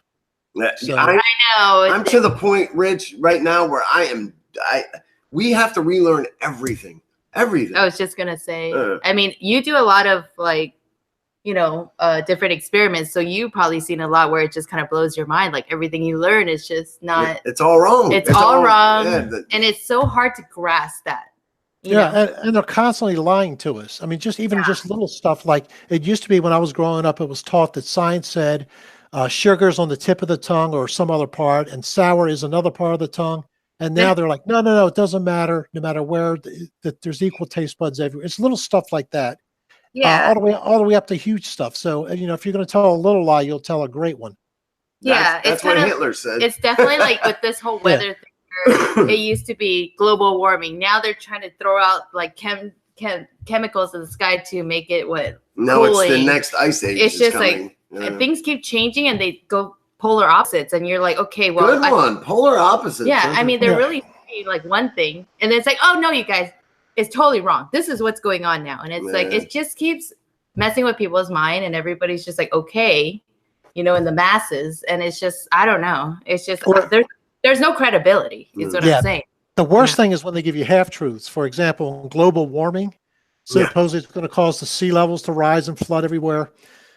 They give you half the truth. Let's just say that there was global warming, and forget about if it's man-made or not. Who cares? Let's say it's global warming, and the ice starts falling off the continents and into the water and melting. Yeah, that would raise sea levels to a degree. Indeed. But if you raise your air temperature just slightly, it holds tons and tons and tons and tons more water. So you would have more evaporative processes all over the oceans. You actually would probably have lowering sea levels because you can only have so much ice that melts. And they don't tell you that. They don't tell you anything about how much more. It's like thunderstorms. You never get thunderstorms, generally speaking, severe ones, when the dew point temperature is below 72 degrees. Wow. The dew point temperature tells you at what point you can get clouds where water will condense. Yeah. So if it's below 72 degrees, there's not enough moisture to create these severe thunderstorms. Yeah, you can get it once in a while, but the real juicy downpour type severe thunderstorms, you have dew points in the 80s, things like that. But it just goes to show you that even 1 degree makes a huge difference. Hurricanes, if the sea surface temperature is 79 degrees, and I don't know what the magic thing is with this, they generally will not develop no matter what. If it's 80 degrees, they can blow up into a Category 5 hurricane in no time. It's that 1 degree difference that makes all the evaporative changes occur. But it's tons and tons of water. The atmosphere could hold more if it just rises 1 degree. It's almost like they know it too, and that's they know it. Yes, they know it. This is elementary meteorology. It's not advanced stuff. That's okay. So that's the small stuff, huh? Yeah. Wow. Even meteorologists are kind of like dumbfounded on what's going on. They don't even know. They're rebelling lately. I've noticed. Lately, there's been a lot of people coming out mainstream. Yeah, they're just kind of a little bit. Well, remember that I'd say 98% of your meteorologists that are on TV, they know about as much water as a dog. I mean, weather as a dog does. They really don't know anything. They have a service that they call like an AccuWeather or even the National Weather Service. They'll work a contract out with them where they say, okay, well, call us at 5 p.m. for the 6 o'clock news and tell us what's going on and explain to me how I can explain it. Now, they will learn stuff through that process, obviously, over time. But they really are not. They're actors is what they are. Yes, they are. Well, they have to say what everybody else says. That's the thing. They can't be their own opinion. Well, if they want to keep their life. Well, if they want to keep their life, if they want to keep their jobs. I mean, across all the news channels. I mean, you guys seen that one where it's like everybody's saying the exact same jokes, the exact same thing. Top of the hour, same joke, same line. Yeah. And I feel like that's the same thing with weather. I mean, we were from California, we came to Florida. We're back and forth. And there was a lot of times where I was like, oh my gosh, the weather's so bad. We can't drive back right now. We stopped our trip thinking the weather was so bad at our final destination that we could not continue. But then you talk to the people there, like my neighbors. I'm like, how's it looking? I heard it's really bad. Should we not come back right now? Should I wait another week? And they're like, oh, it's just drizzling here and there. The north, nothing really bad. But on the news, you're like, I'm in a bikini. What are you talking about? Yeah, so it's really bad. I mean, I experienced this firsthand, like, because we were going back and forth moving from California to Florida.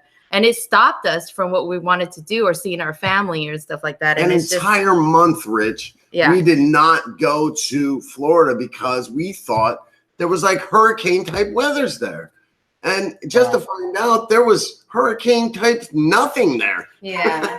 Like, I mean, it's like we hear it all the time. Like, we have family in Pennsylvania. So we ask from all over the place, how's it looking? They're like, oh, it's not that bad. They make it worse on TV, and that's what sucks.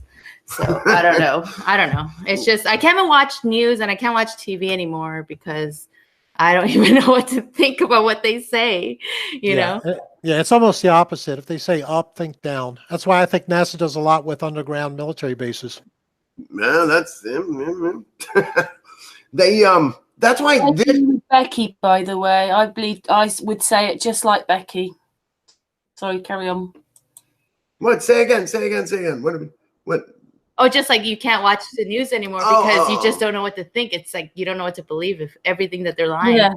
It's just all an act now. Disastrous. And like especially with that wildfire that they had in California, that is just really sad to me. You know what I mean? Done with lasers. There's so much proof of it that even people that have been asleep their entire lives are even aware of this stuff. People who don't look up any of this in their own mind, it's like, this is not right. They're not even conspiracy theorists. Yeah, something is wrong. And I couldn't even watch it because it was about California. That's where I came from. And our family's there. Yeah, and we were there when we experienced it. And it's just sad that they're just killing people off for a whole other agenda. And it's just sad. It's hard for me to really watch that stuff. Because it's happening and it's like almost out of our control. Rich, where are you at with that agenda? Where do you live, actually? What do you think their agenda is for these fires? I think the agenda is money. Trump cut them off, California, because they wanted to hold on to sanctuary state status and interfere with a bunch of federal things. So Trump said no more money. So he cut off billions. And how do you get billions back? Well, all you have to do is start fires and you qualify for FEMA money. Disaster relief. Wow. Okay. Yeah. Nice. So I do believe they created, probably not all the fires, but the one they called the Camp Fire. Isn't it weird how they even use the words that will make you think, oh, it was started by a campfire? And and didn't they cut off the front and the back? And that's like kind of sad. It's almost like, don't bring that up. Yeah, that's what really made me cringe. Yeah, because you just made me cringe. It made me just so sad because there's missing people. It's always real people dying. It's always real people dying.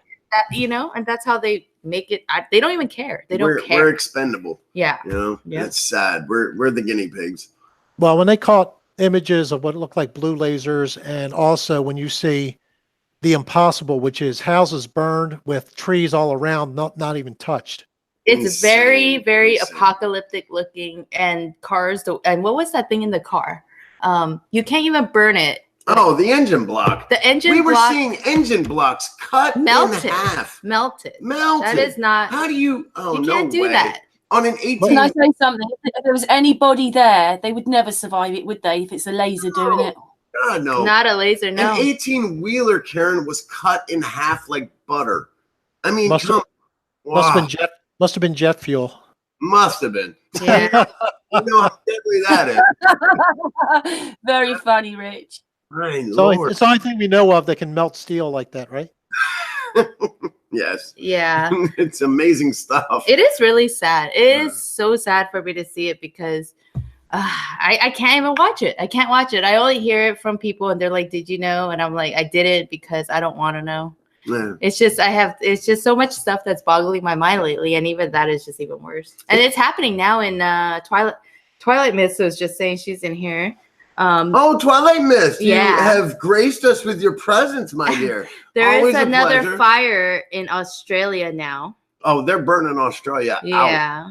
So I don't know what's the agenda in Australia, but money. Always money. They always say follow the money. Yeah. So but the one in I just find it really weird. Like, okay, it's on the same they always start that train, but they always start it in one little location, and they're like, okay, guys, set it everywhere and call it wind. Yeah. It's like that's like.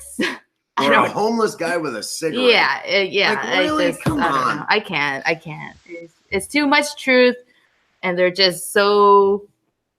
They can't even hide it no more, and they don't even care. No, they don't even care. Moms know about this. They don't even care. They don't care. They just, I don't know. Even news actually. I actually saw a piece of news that actually said this is not normal, and it's really funny they came out with that. She probably got fired after that. Probably. I don't know, but. All right, guys. Okay, let's get back on topic. Sorry about that. I'm Okay, sorry. Yeah. So I don't know if you guys can talk because that is really happening to people. The innocent. Anyway, carry on, Andrew. I could cry, seriously. Oh my gosh, yeah. Like every time I think about it, it brings tears to my eyes. Seriously. Because we're talking about real people, and I never want to believe that in these false flag events, I don't want to believe that real people are dying, but in reality, they are. Oh man, yeah, they are. This is why I didn't want to talk about this stuff. He's gonna cry. Yeah, really. Okay. I am a sensitive man. He's a very sensitive man. He will get into it and he will cry. So it's not bubbles and all. But this is what I'm thinking, though. It's like sooner or later they're going to take our guns away. Correct? Now, I'm not a huge gun-toting redneck or anything, but you know, it would be nice to have that freedom. You know what I'm saying? Like, but what I'm thinking is, though, is like, let's say those things are taken away, Rich, and you have no arms. What do you do against those kind of things? And so I started to think, why not fight laser with laser? You don't bring a knife to a gunfight, but you can bring a laser to a laser fight. You know, why? You got the power. Well, yes, that's true. Yeah. I don't know what's going to put you on the radar more, a grow house that uses too much electricity or your 70-watt laser. You know what I mean? And I think that's on the low end of the totem pole. Like, Yeah. My friend showed me a laser that was 70 watts the other day because I was asking him, like, what can I shoot a chemtrail plane down with, hypothetically? It wouldn't get it because it's holographic. You know? It's holographic. It's holographic. It's just gonna go right through and go somewhere else. Yeah.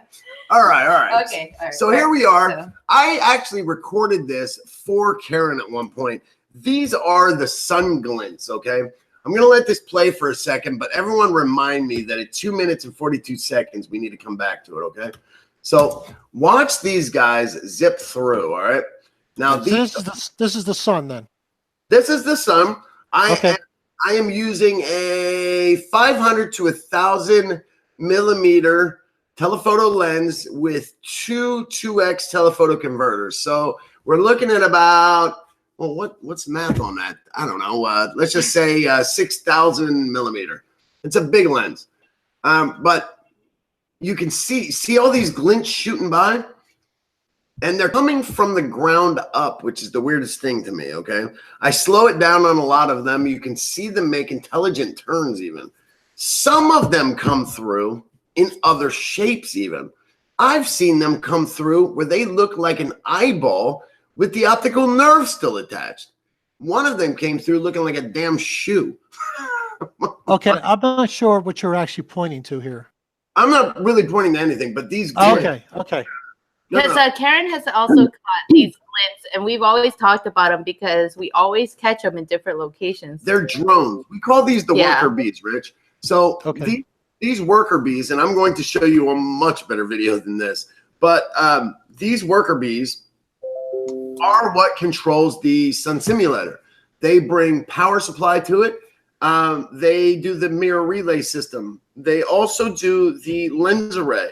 These little guys are using zero-G technology, free energy, and they are what assist the sun simulator in spreading the light out around the earth. Because think of it like this. It is 7 a.m. on the East Coast.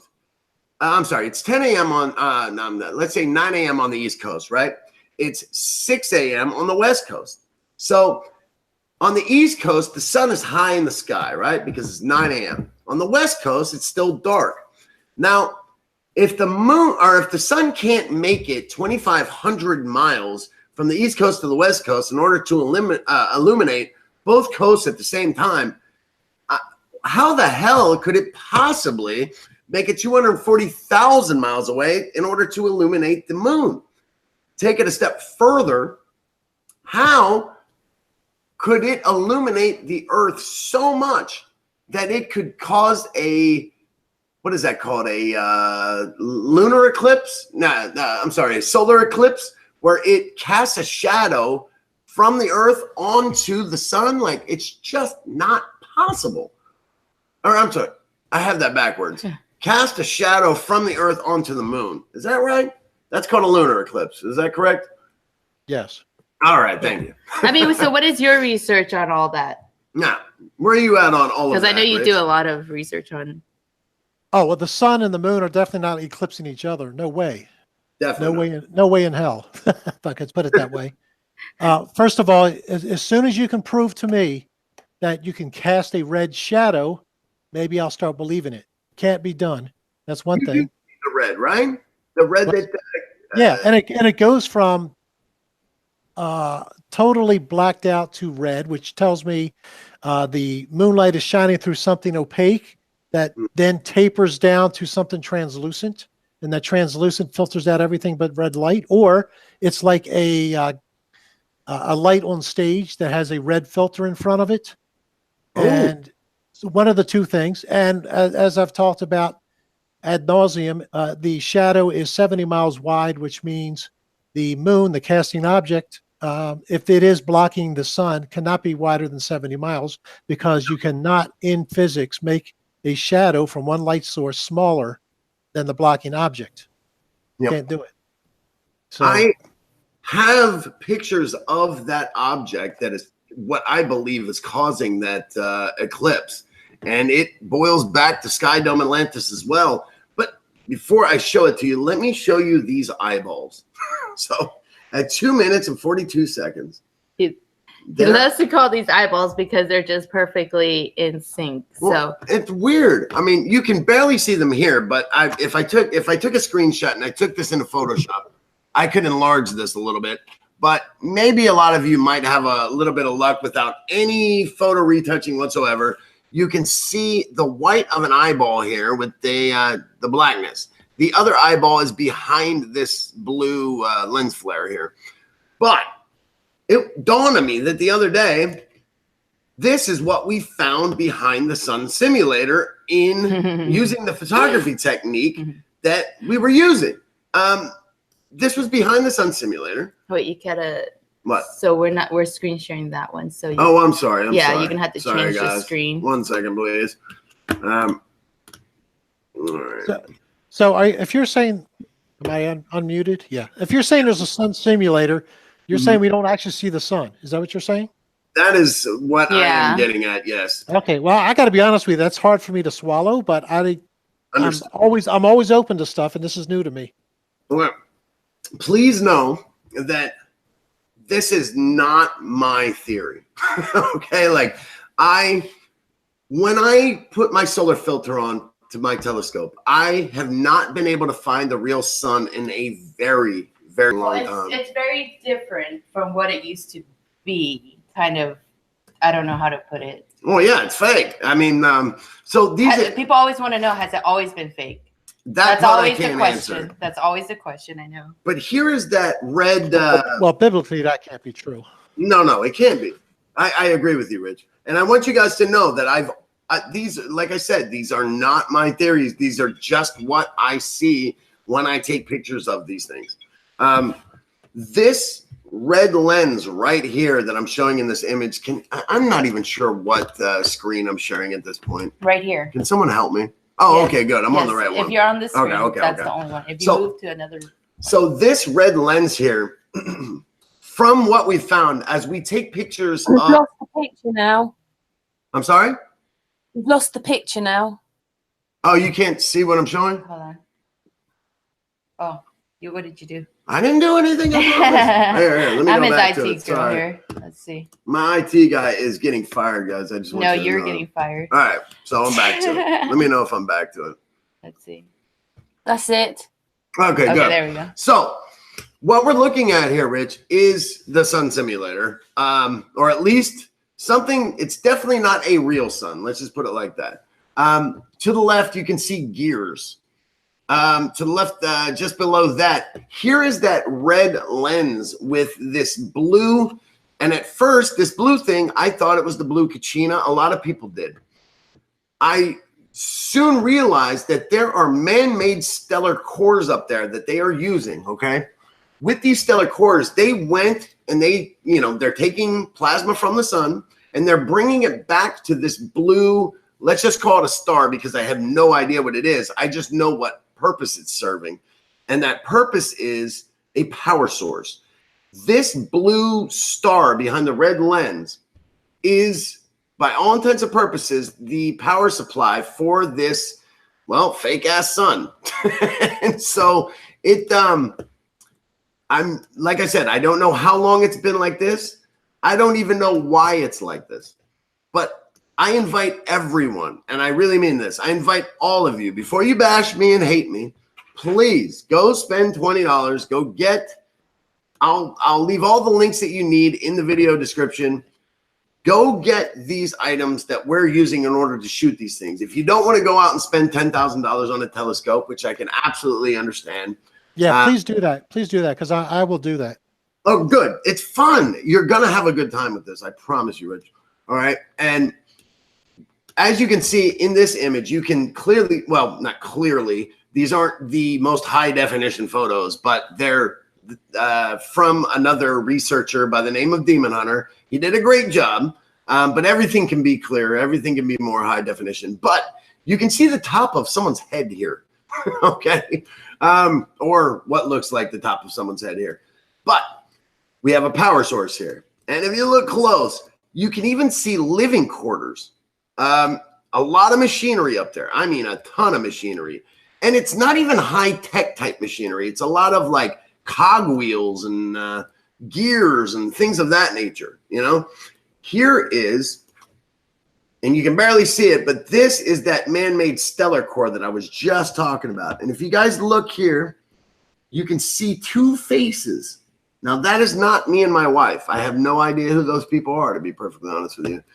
Oh, actually, these aren't even our images. This is my friend, Demon Hunter. It could be him and his friends, to be honest. But I doubt it, because one of these people has gills. Who the hell is that? It's like a fish man or something.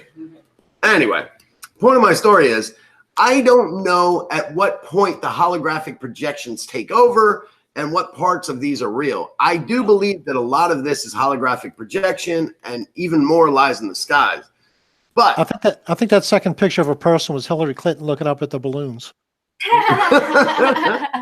Your guess is as good as mine. There is a lot of strangeness up here, guys. A lot of strangeness. And here's something weird I want to point out to you. If you, now these are clouds, okay?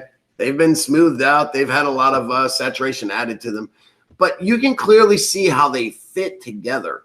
Look how how this sort of knuckle looking thing would fit right in there, right?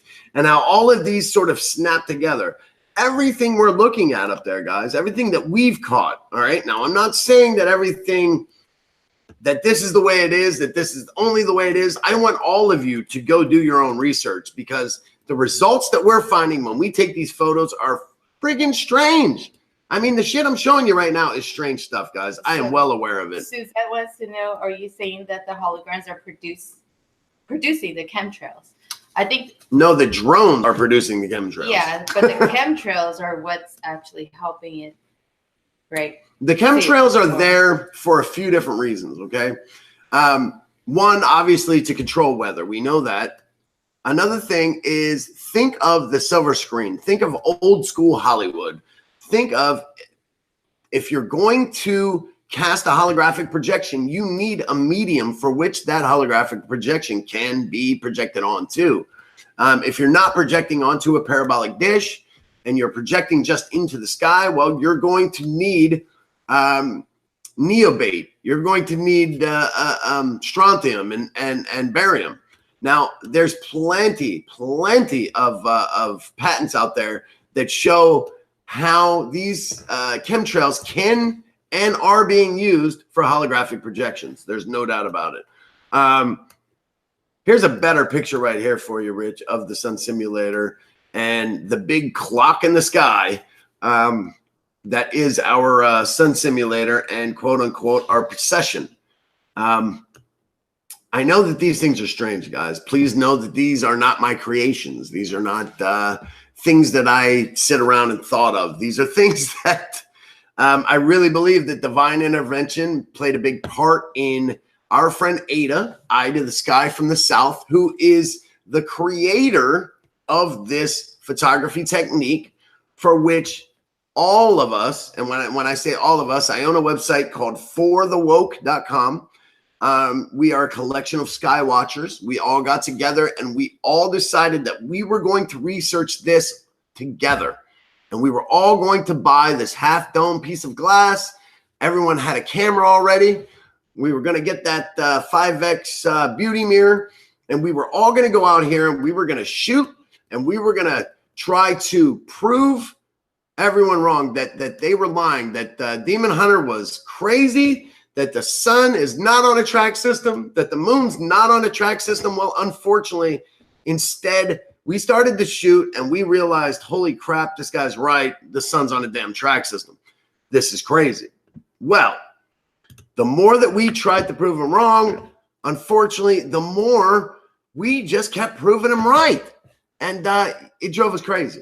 So we just kept shooting, and we just kept shooting, and we just kept shooting.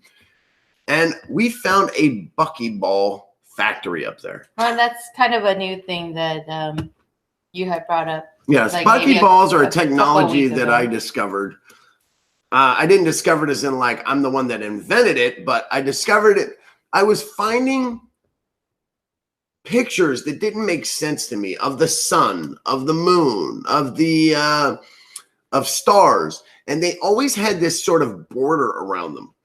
And I was like, you know, it even got to a point where I actually discovered a few of these buckyballs not lit up in space. Is everyone familiar with what the heck a buckyball is? No, I mean, this is all, I think it's all new. Have you heard of a buckyball, Rich? I've heard of it, but I couldn't define it for you. All right, let me try to find a buckyball for everybody and see if we can't. Yeah, it's like the C660. Why are you looking that up? I can't help but think that this is almost like looking at clouds in the sky and, oh, that looks like a sheep. That looks like a cannon. That looks like a baseball bat.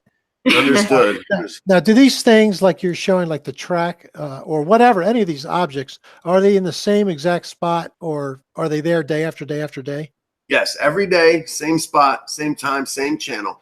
I promise. Okay. Yes. Okay. That's why we wanted to do it from different locations. We have somebody. We traveled across the country in order to. Texas was one of them, and then we're in Florida. There's another part of Florida that someone else is doing, and then who's the other one in? Where else are we doing it? We did Louisiana, Texas, Scotland, three different parts of Florida, Scotland. We have researchers all over the land. So right now we're still putting a lot of things together. So. It's still pretty new, but I know a lot of it, there is a lot of clouds that you guys see, but in between the clouds is where you catch a lot of the clouds play a big part in this, guys. This is where a lot of the T3RBs and a lot of the mechanical objects, a lot of this stuff is all being cloaked within the cloud system. Okay. The clouds are very important, very important.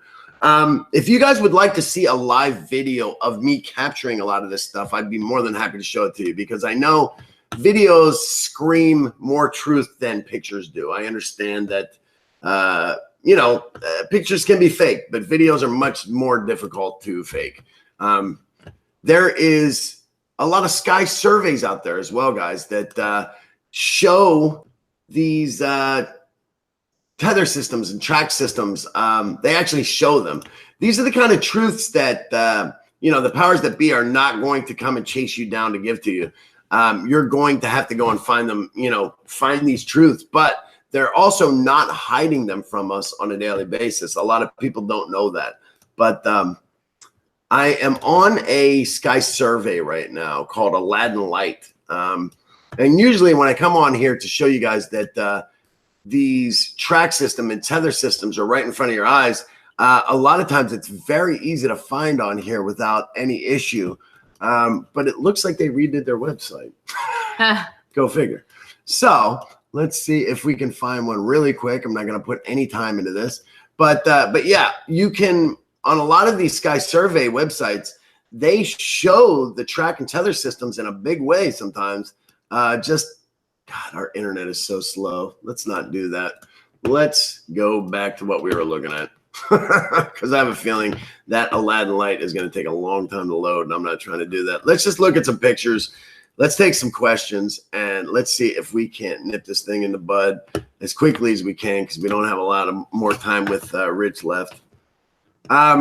Here is a better picture of a lot of things. So Here is a side view, Rich, of that red lens with the light source behind it, the power supply.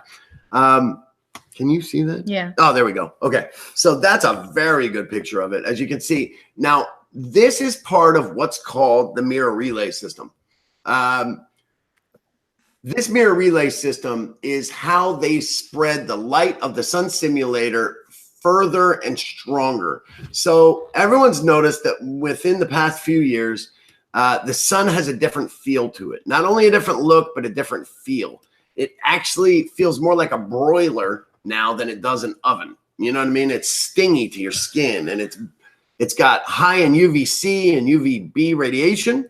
It's also burning. It's actually it's burning our plants. It's giving them sunburns, you know, which I didn't think was possible. But, you know, after living through it now, I mean, we know like it's possible. It's things are getting burnt, and it's a little weird. Go ahead, Rich. What were you saying? I just said global warming. Yeah. Global stinging. No, it's weird. We had a friend that doesn't actually get burned by the sun, and he's always laid out. And he told us that he got burnt. He got burnt crispy in like 10 to 20 minutes, where usually he lays out like hours a day. Well, he doesn't necessarily lay out, but he just doesn't get burned. He just doesn't get burned. I believe he's Middle Eastern, or at least has some Middle Eastern in him. And so I don't know. I don't know if you've had that experience being outside. Where do you live again, Rich? I'm sorry. Phoenix. Oh, Phoenix. Wow. Oh, you get some hot sun over there. Yeah.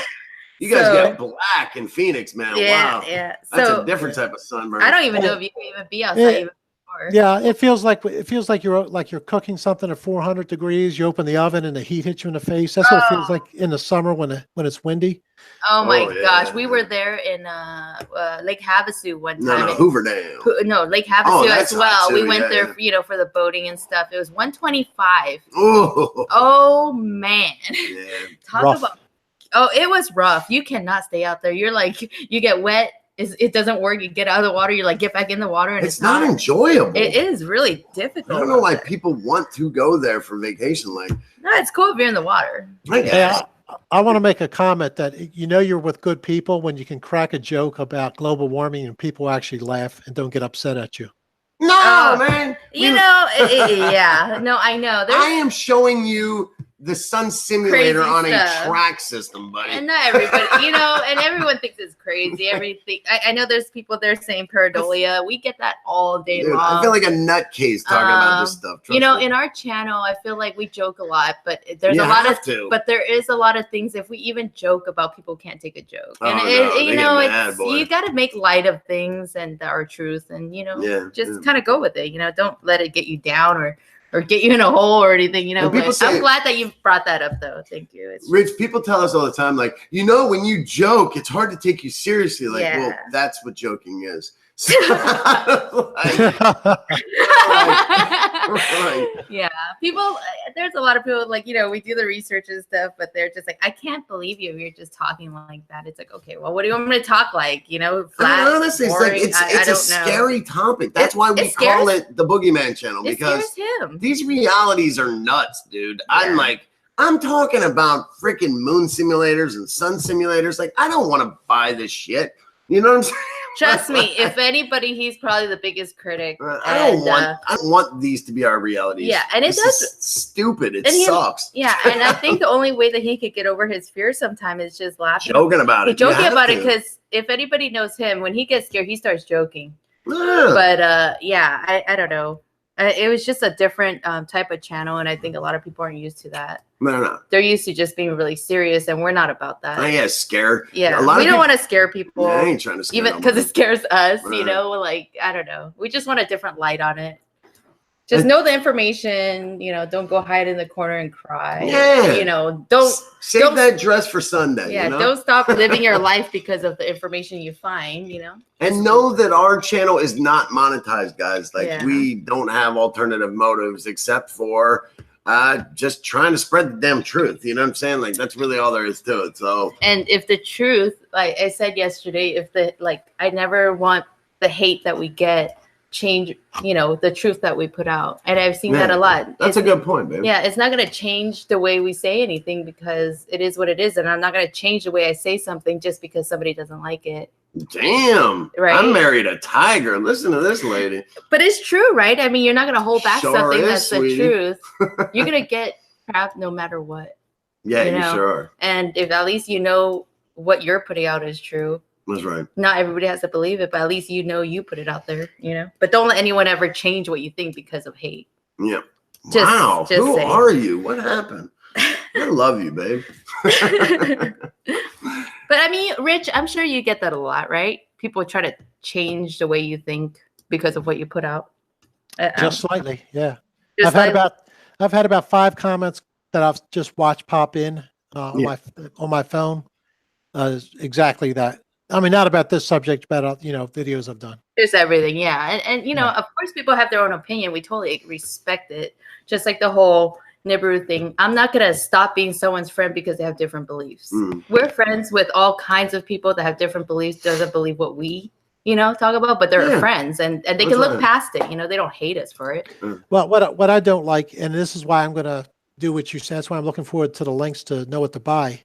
What I don't like is the simple stuff that people can do themselves to prove what I'm saying is true or false, and they won't do it. You're such an idiot. You're a dumbass. Whatever. All day long, right? Yeah. And it's like you can do this yourself. All it takes is a little gumption. But you know, they wouldn't be in the boat they're in, which is being asleep. By doing stuff like that. They've obviously been at some point in their life dumbed down by the school system and told it's already been done for you. You don't have to do it. Pretty much like the Truman Show. You want to go explore, you know, it's all been found. So why bother? They think all this science is established. It's been done. People, and this is ridiculous to me because stuff like this, like the eclipse data, they think you know, if you could show eclipses without using orbital mechanics, then maybe you'll have something. But until then, flat Earth is fake. It's like, have you ever gone to NASA's site where they say, hey, this is a pattern that repeats every so many years, and you shift how many degrees north or south or east and west, and it's just known. They don't use orbital mechanics. None. The Mayans, you were talking about the Mayans earlier in the 2012 thing. All the 2012 thing was their calendar didn't go beyond that. That's all. And but in 2012, they predicted the transit of Venus, which was the last one, I believe, that we've had. I don't know when the next one is, 2022 or something, I think. And not only did they predict the transit of Venus, believing in a flat Earth system, but they also noted the 2 places on Earth where you could witness it. Way back pre-BC. No orbital mechanics, thinking the Earth is flat and stationary. So it's pure ignorance that bothers me. The people choose to remain in that ignorance.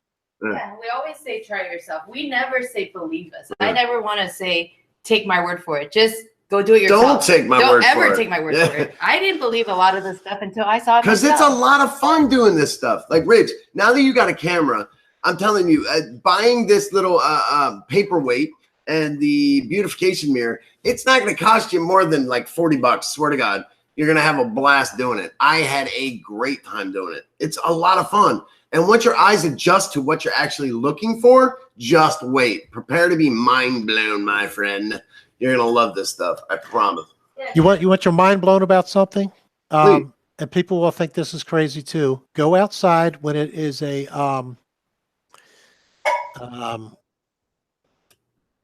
blue sky, nothing in the sky, just blue, or a lot of blue sky. So you're not going to have clouds interfere within a few minutes. Just stare at one part of it. Just keep staring. You will see what looks like little teeny things making the matrix or knitting it together. It's the worker bees, bro. We're hip to it, man. How are you? Okay. Watch. You know what? Man. We keep bringing it up. I'm just gonna show him because I've got the best drone footage, man. Watch this shit. And I don't mean drone as in like our drone. I mean drone as in like the Matrix drone. I'm glad that you brought that up because we have been seeing those forever, and I was like, man, I don't get it.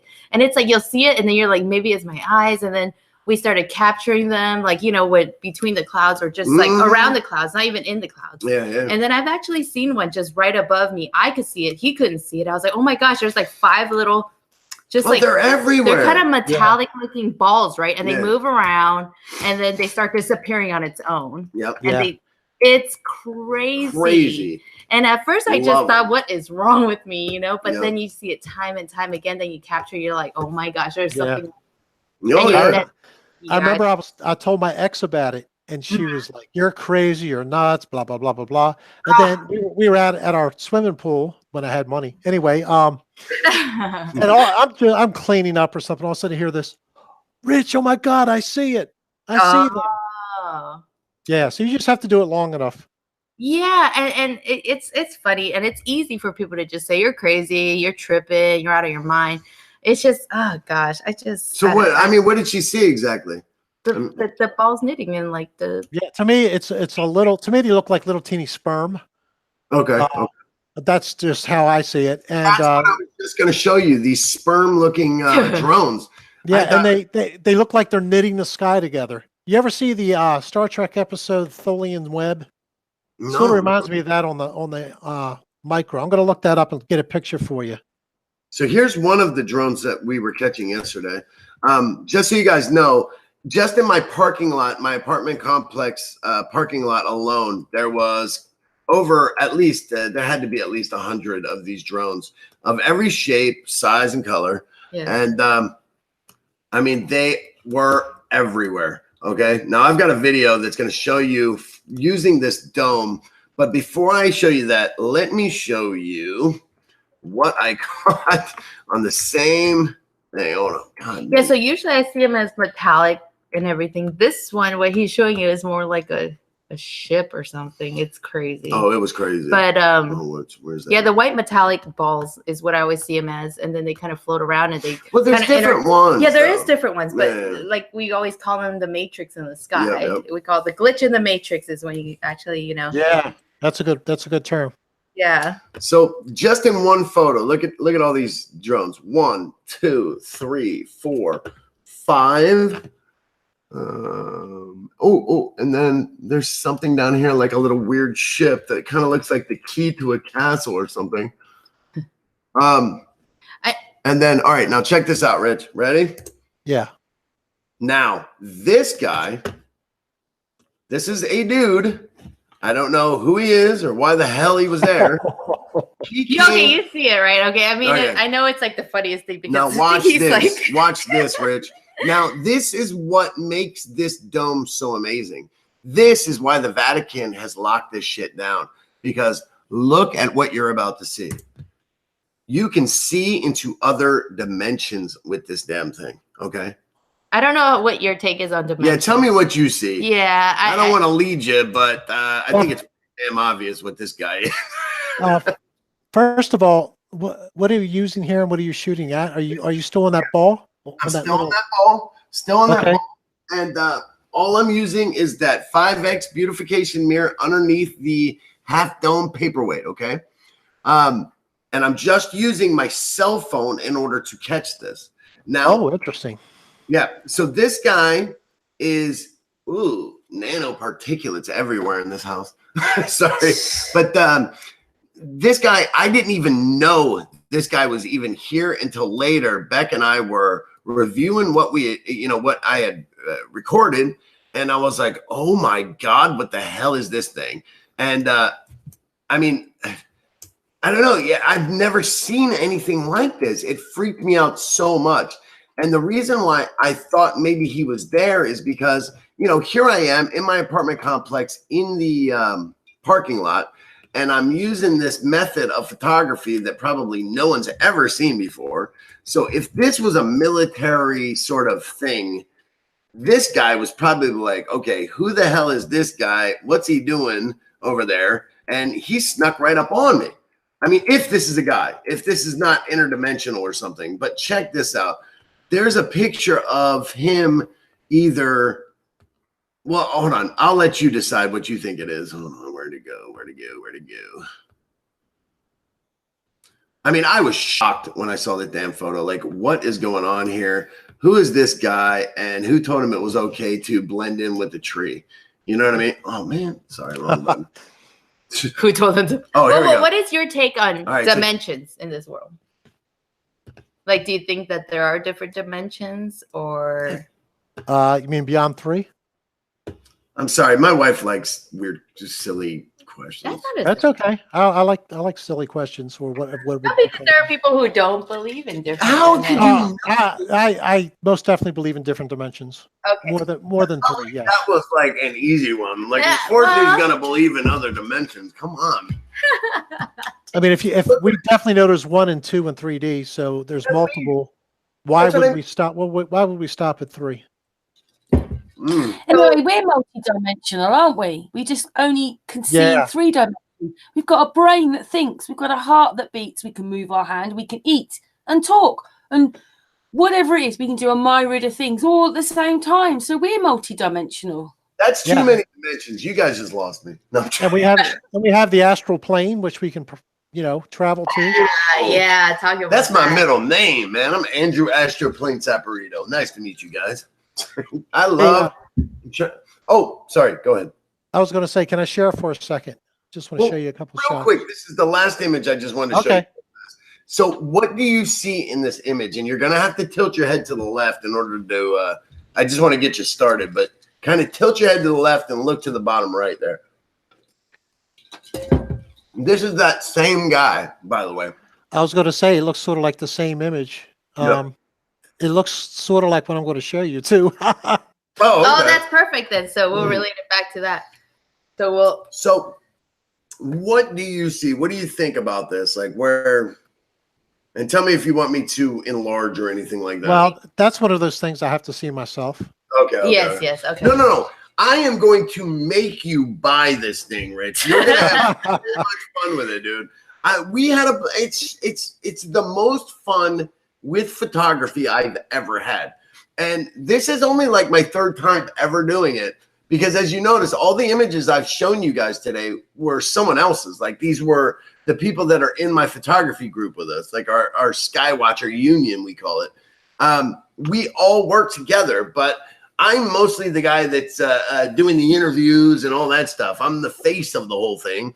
And these guys are like, I do more big telescopes and big optical equipment. This was the fun thing about this half dome thing, is because it leveled the playing field. Like, everyone in our group doesn't have the money to go out and buy the optical equipment that Beck and I already own. So that's why this was a really good one. Yeah. Because you can actually really look into different things. Yeah, like other dimensions. Yeah, exactly. On your own. Yeah, so, I mean, we'll see what awesome. everybody gets. So let's take a look at what he has, because we'll keep that in mind of what it looks like, and then we'll look. All right. Go ahead, Rich. Take it away. We'll stop screen share. This is just a little, I mean, you've hit on a couple of things Star Trek, actually, or we've talked about. You saw me sneak that diagram in or no? Because I had a Star Trek diagram in it earlier. But, how do I, God, this thing is like in full screen mode. Yeah. How do I get out of that? Here, let me do it. Oh, all right, go ahead. Sorry, my IT guy's helping. I need to. Okay, let's take this down. Oh my goodness. Okay, so you could screen share. We'll close this one. So, Rich, when you become a believer of the Sun Simulator, please, I'm going to leave you my phone number. I want you to call me immediately when you start spazzing out, okay? Because I'm here for you as a support system. Okay. Hey, before you leave this page here, Jupiter was on there. Yep. Did I? You want to see Jupiter? Here. Did I stop screen? This is one of those things that, like global warming, I want to keep pointing out over and over and over again. I stopped it. Sorry. That's okay, no biggie. But it shows the big red spot on there. Yep. And since they had telescopes, 1600s, whatever, they've always shown that big red spot, pretty much in the exact same spot. And Jupiter supposedly goes around us, and we go around the sun. There you go. Yeah, that one's kind of a funky one, but still. That's why I took that one. That's why. Okay, so it's always on that side. Why don't we ever see the other side of Jupiter? Because there is only one side. That's exactly. We always ask that. Yeah. Yeah, exactly. Anyway, because you can't get that with Saturn or anything else, because it looks like a mirror image if you looked at the other side. If you can do a lens flare, you can overexpose your camera. Now that you have a good one. And with an overexpose, when you overexpose, you can actually prove to yourself and everyone else that every planet out there is 2D. Like you can see that it's flat and domed, every single one of them. I have a picture of every single planet lens flare showing that they're all flat and domed, every single one. And so I'm proud of it. Yeah, I'm looking forward to that. Anyway, this is the Tholian web from Star Trek. All right. These things right here, these spaceships, this is what it looks like to me, except they're doing more circles. Not circles, but more of a circular thing in the sky, what we were just talking about. See that right there? The glitch in the Matrix. Yeah. Yep. Yeah, exactly. Now this, to me, this guy on the right. Oh, there you go. That's my ex-boyfriend. It's so weird. I don't know. It's so crazy. Hi, Karen. No. Anyway, that's not even fair.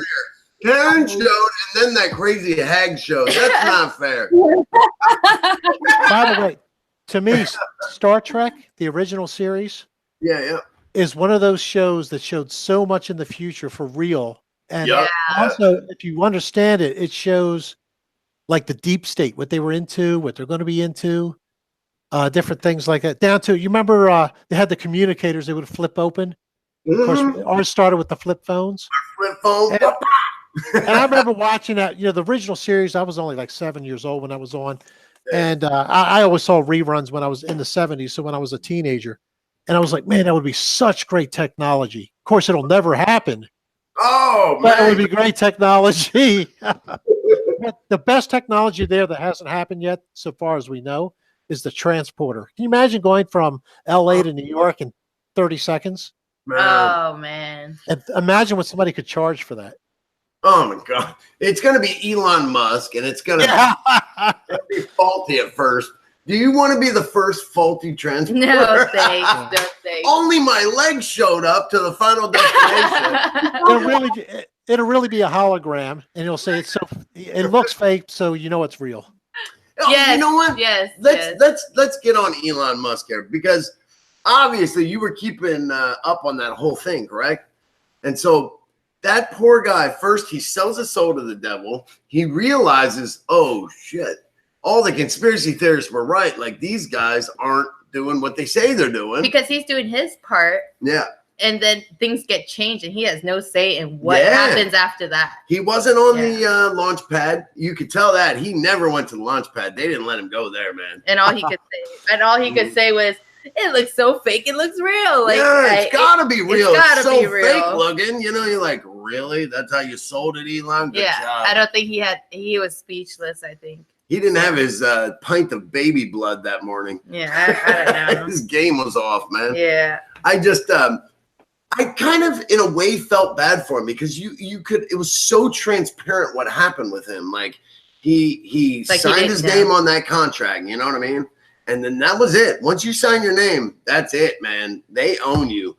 And so they basically owned him. And what they did was they didn't include him in anything. And he could see that they were green screening and they were lying. He knows. He knows. Oh, yeah. You cannot look at that tell me that that's real. No. Anybody that can look at that, it's like, there's no way. I can't even fathom. I just want those tires, man. Here in the desert, they melt at 125 degrees. They start melting.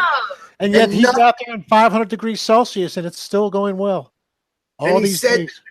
The car wasn't prepared at all for space. He didn't do nothing. That was the big slip up right there. Yeah. No modifications. None.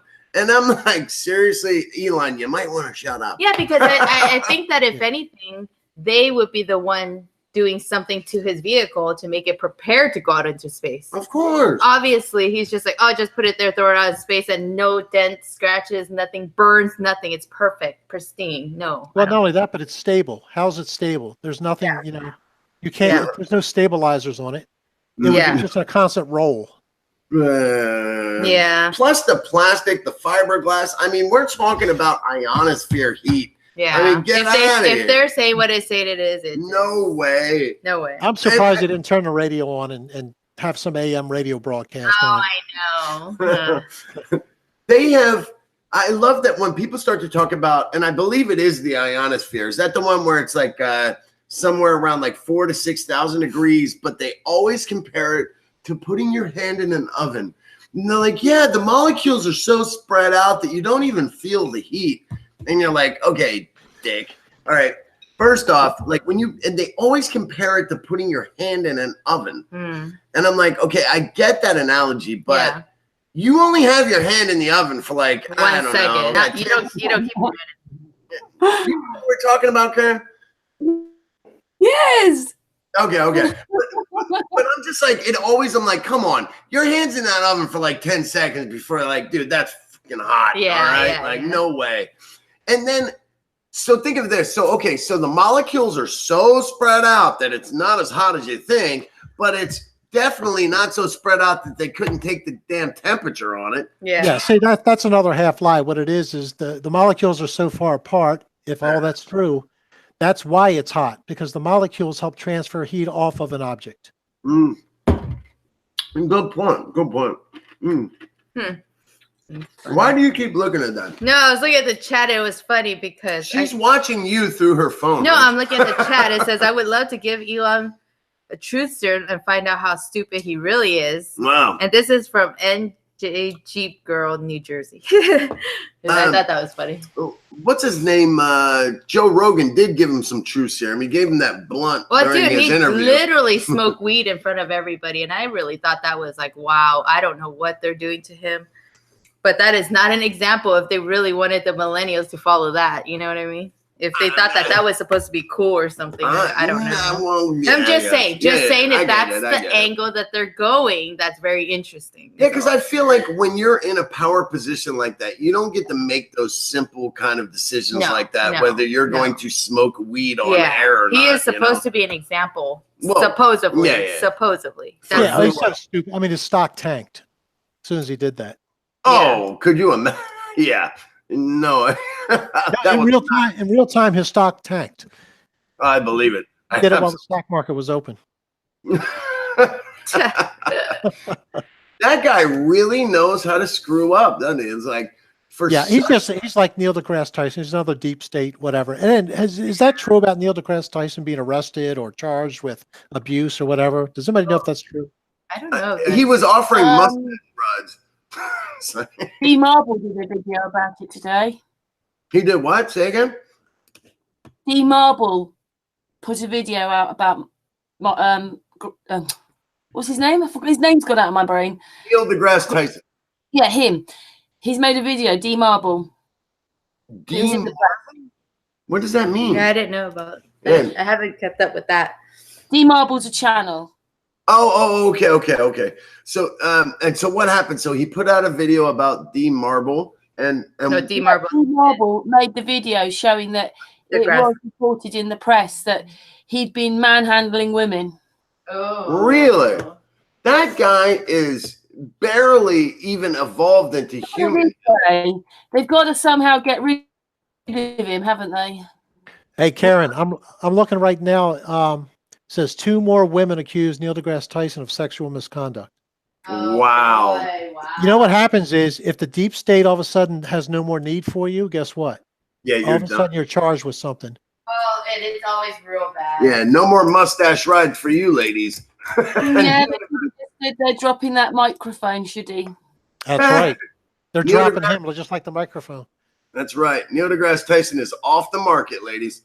You know what happens? There's been so many things on YouTube that YouTube channels have done, even about, like you've mentioned, bling bling. There's videos on my channel. Rich has been doing it. There's so many things where there's proof that there's something really, really wrong. I've got video. It's not mine, is it? It's NASA's. But there's a paused astronaut. No one's saying anything. So they'll probably take no notice. Yeah. Now he can get away with manhandling women. Wow. Hey, Andy and Becky, I've got to go, but please leave the links below so I can come back later and grab them. You got it. Yeah. And also, could you put a description also of the solar filter that you use, if it's a good one? Sir. You got it. Hey, and I want everyone to know that there is so much information that we got through maybe like a 16th of it. Okay? Yeah, no, there's a lot more. So let's Rich, can I sign you up for one more visit? Like, can we say like follow up? How about we will get this stuff sent to your house, right? We'll get you set up for this parabolic dish shoot, right? I will give you all instructions on how to do it and how to catch exactly what we're catching. Give us a month or two, you know what I mean? Enjoy the holidays, all that stuff. And then can we do a follow-up with you? I would love, I can't wait to see your face when you catch this stuff yourself. Yeah, absolutely. Yeah, it's up to Karen whenever the timing. But yeah, I definitely, like I said, to be 100% honest, I'm not buying this right now, but I have to do it. No, I love that. But I have to do it myself. That's all. But I'm not going to be like those idiots who say you're an idiot. So, you know, without what is it? Judgment before condemnation before judgment. I'm not going to go there. Okay. I knew you weren't going to buy it. This is crazy. Right? No, I was good. not. A little bit of it, haven't you, Rich, with the glitch in the sky that you've noticed? Something's not right. Something. Yeah. Well, I'm really intrigued with some of the stars not moving. Really, really intrigued by that. Oh, I'll send you that link too. So after we'll send you some links. Because that one's already up on my YouTube. All right. So that's perfect. a trip, dude. Yeah. Well, can I just say, Andrew, because Rich can get into this back chat off this Hangout, you can put all the stuff in there and whatever you want to do, and you can email and whatever. Just put it in the back chat, the Google one, and Rich can pick it up more. Rich, I want you to know that when I give you this stuff, I don't make the rules. Okay, when you see it for yourself. Just, you know what I mean? Just know that I'm on your side. Don't kill me, okay? I didn't make the shit happen. Okay, you got it. It's good. He likes this. He wants people to try it and try to disprove anything. Right. That's fine. So I just want people to go out there and know what's happening. Yeah, you're being lied to. Yep. There's weird shit in the sky. I don't make the rules. You're going to love it, though. It's a lot of fun. At best, you're going to get off the couch, no TV that night. Yeah. Well, he does a lot of stuff. Not that you do that. Yeah. Rich has got to go. Rich, thank you so much for coming. Thank you. Thank you both. Thank everybody in the Hangout. I really enjoyed it. I did a little bit more interaction this time, back and forth. So I really enjoyed it. Really did. You finally got to chill and hang out. For real. We got to do it again for sure. So January sometimes. It was awesome to meet you, man. Yeah, seriously. so it's nice to meet you. Oh, same here. Absolutely. Same here. Pleasure's mine. And everyone in the chat, thanks for doing this. On our What's panel. It's always a pleasure having you on our panel, Rich. Yeah, it's always a pleasure being here because you do such a good job on the backside, Karen. You really do. Karen does it all. I love that girl. Yep. Thank you, Karen. Was Thank you, everybody. Was that creepy? We love you guys. Bye, guys. Take care. Boogie Man Channel, all right? And thrive and survive. Andrew, Rich is going to go. But we can just carry on for a few minutes after Rich is gone, but he's got to go. Oh. Rich, thank you so much. And okay, thank you. Yeah, I'll message you. Okay. You got it. Take care. Bye-bye. Bye-bye. Thanks, my darling. I am going to use the bathroom, though, Karen. I'm not going to lie to you. That doesn't mean I'm leaving to do it, though. No, I'm joking. Just go on for another 10, 15 minutes, yeah? And you can, Perfect, because there's stuff I still need to show these people, like amazing images that we didn't even get to go through. So give me 2 seconds. I'll be right back. I promise. What is that? Huh? Oh, yeah. Yeah. Right. So, I don't know. What did you think about the whole thing, Karen? Show them the rest of the photos, man. The thing is that you like Rich says, in a sense, it's always a tiny bit hard when you haven't seen it yourself. But on the other hand, you've got lots of pictures and things there. And then what have we been talking about today? There's hearing, those funny things flying around the sun, going whoosh, whoosh. And what it is people can say, oh, they're birds. The thing is, you have to slow it down by about like 90%, and the things are still whizzing all over the place. These things are moving. Whatever it is moving really fast. And then you just heard Rich noticing the glitch in the sky. Yeah, so I'm so glad that he brought that up because, I mean, we've been seeing it forever. And I know, Karen, we've always talked about it with you because of all the glints, by the sun and everything. And it's just like, oh, it blows my mind. It blows my mind that you could just see it with your own eyes. And I think a lot of people don't get to see it because they don't look They don't look. They just don't take their time. Yep. And so that was the whole thing. The one thing I find, but I haven't done it, see, so I can't say. But I think Rich thinks he's left the window there because he thinks you're going to put them on this hangout, not the other one I was talking about. I'll put them wherever you guys want. Honestly, I really want everyone that's here right now. Please, guys, I'm going to buy this stuff is less than, like, if you get the cheap one, it's less than $20. If you get the better one, it's less than $40. It is well worth your time. I did all of this stuff with just my cell phone. Okay, He's left himself on here just so that you can put the links on here on the actual hangout panel. So he's left himself there to catch the links from you and put them in the chat room as well. Can I just say, even if you want to fight everything you say, right? Because it's like, wow, not something else. Oh my God. I know it doesn't matter where the moon kind of comes in. I know it's on a track. It never comes over my house. It never does all these things. It always goes past, in my perspective, goes past my house and almost follows this row of houses next to me a lot of the time. Sometimes it's further south, but generally I can watch. I must maybe add it up how many days it's actually going almost along the houses, and so I know it goes. It may come in at whatever. It always goes on this track. It goes on this track. Different tracks sometimes, but I can know it is in the sun as well. Yep. And there's like for us, our moon takes 2 different paths. That's it. And they are on the money every time. And that's not possible talking about 2 huge planetary objects floating through space going at, what was it, 666,000 miles an hour and blah, blah, blah, blah, blah. And you know the something else as well that it's sort of bugging me about this moon thing, because what it is that people sometimes say that the moon has disappeared and they can't see it for days. I think it's always here. What I mean is, I was at work, and I was in some hills, but they weren't huge hills. It was is I went into work. Oh, there's the moon, and I was only in there for about an hour and a quarter, an hour and a half. And when I came out, the moon wasn't there at all. So basically what I had to do, the story is I drove about 6-7 miles. And yes, as I go over the top of the hill and down, oh, there's the moon. I had to drive 7 miles to see the thing. And it was going across the valley in this track where the sun and the moon do go across now, looking, well, what's supposed to be our west, going off, right? And so how many hours did it basically fast forward? I mean, because essentially that's what it did, right? Like it kind of fast forwarded its movements by like insane amounts of time, right? What I'm trying to say is, if I had to drive 7 miles to see it, how could someone in London or Birmingham see that thing if I have to drive 7 miles to see it? No, you know, and I know that is not possible. There's got to be more than it wasn't in the sky really high. It was actually really low in a valley, and that's probably how I could catch up with it. Yeah. Otherwise, you know, it was almost like the height of the hill I was coming across, but it wasn't a really big hill I was on. It is a hill. It's not that big a hill.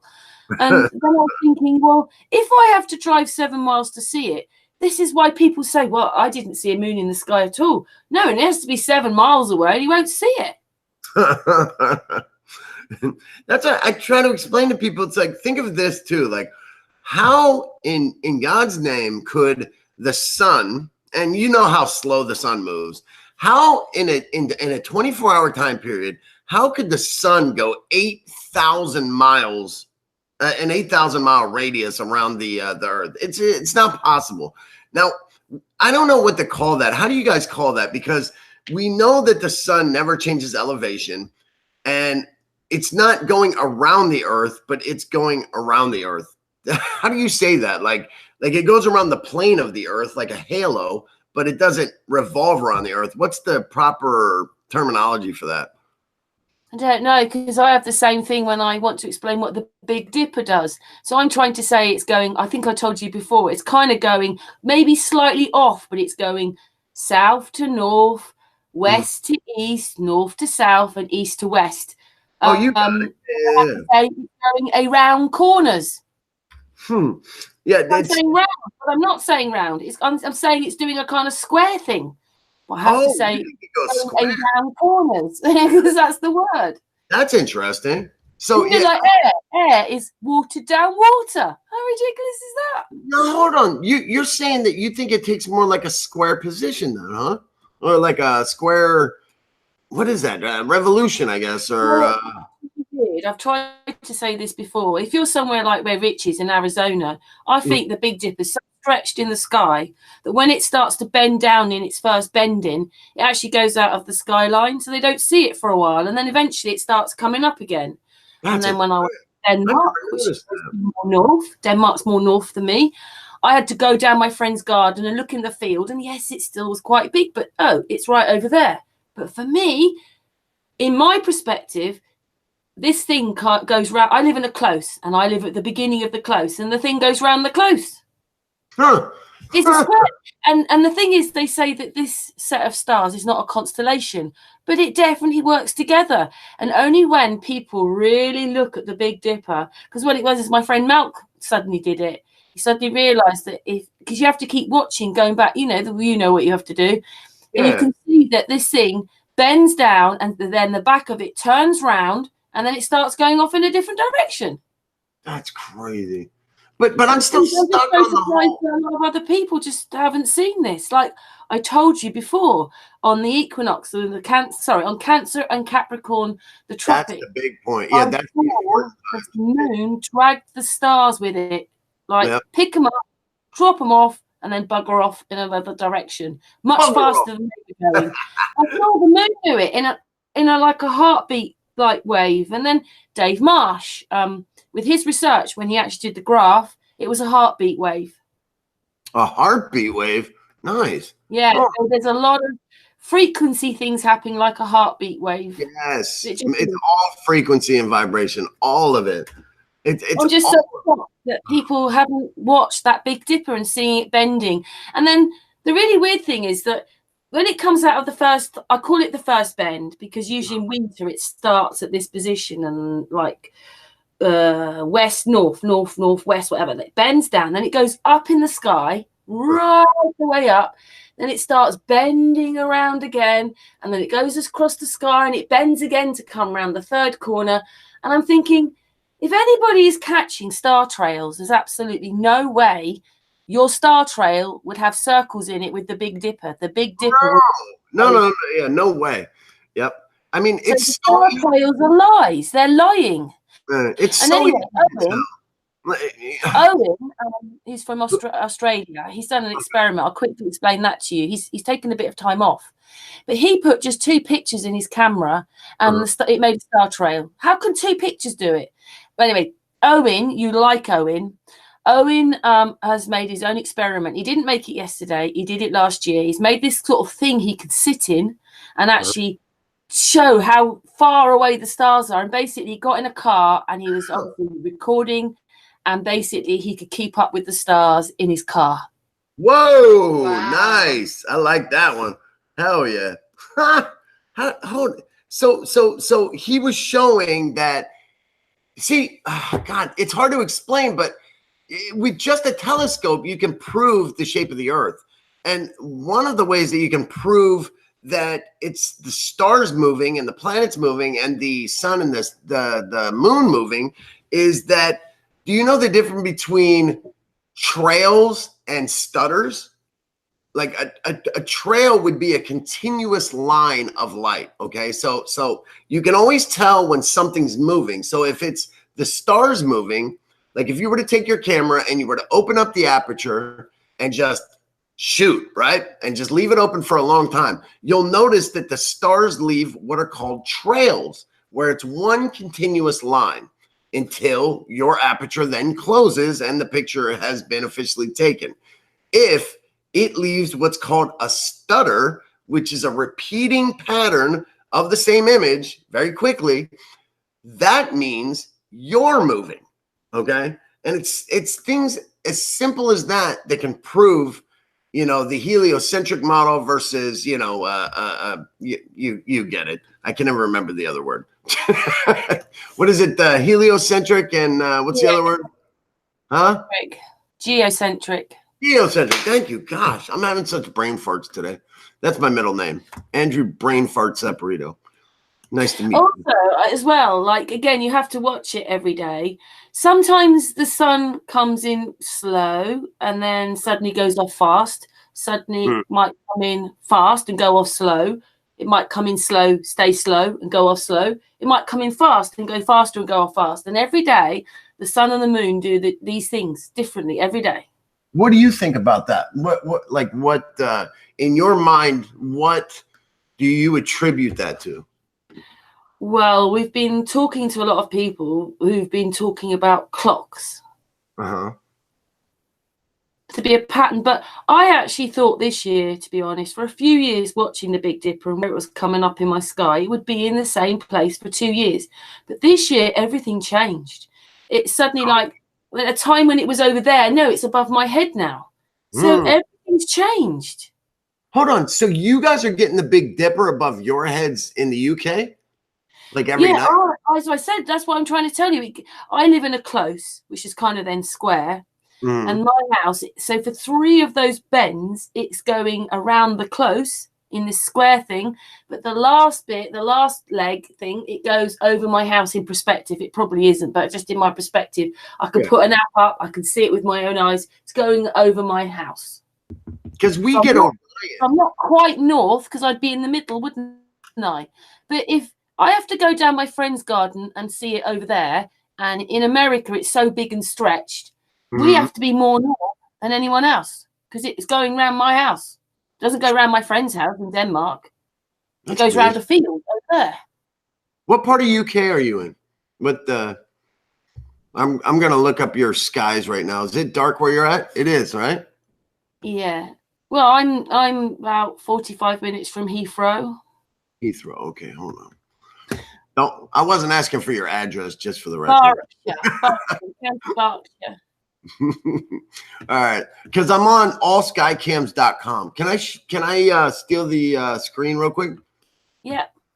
How do I do that? Because you are screen sharing. Yeah, that's what I thought. So but for some reason I can't. Oh, I needed to click on myself. That's what it was. All right. All right, now check this out. So I was going to show you this one thing real quick. This is, where'd it go? Our second moon. Where's our second moon? Ah, there it is. All right. Tell me, can you see the second moon? Are you on your phone?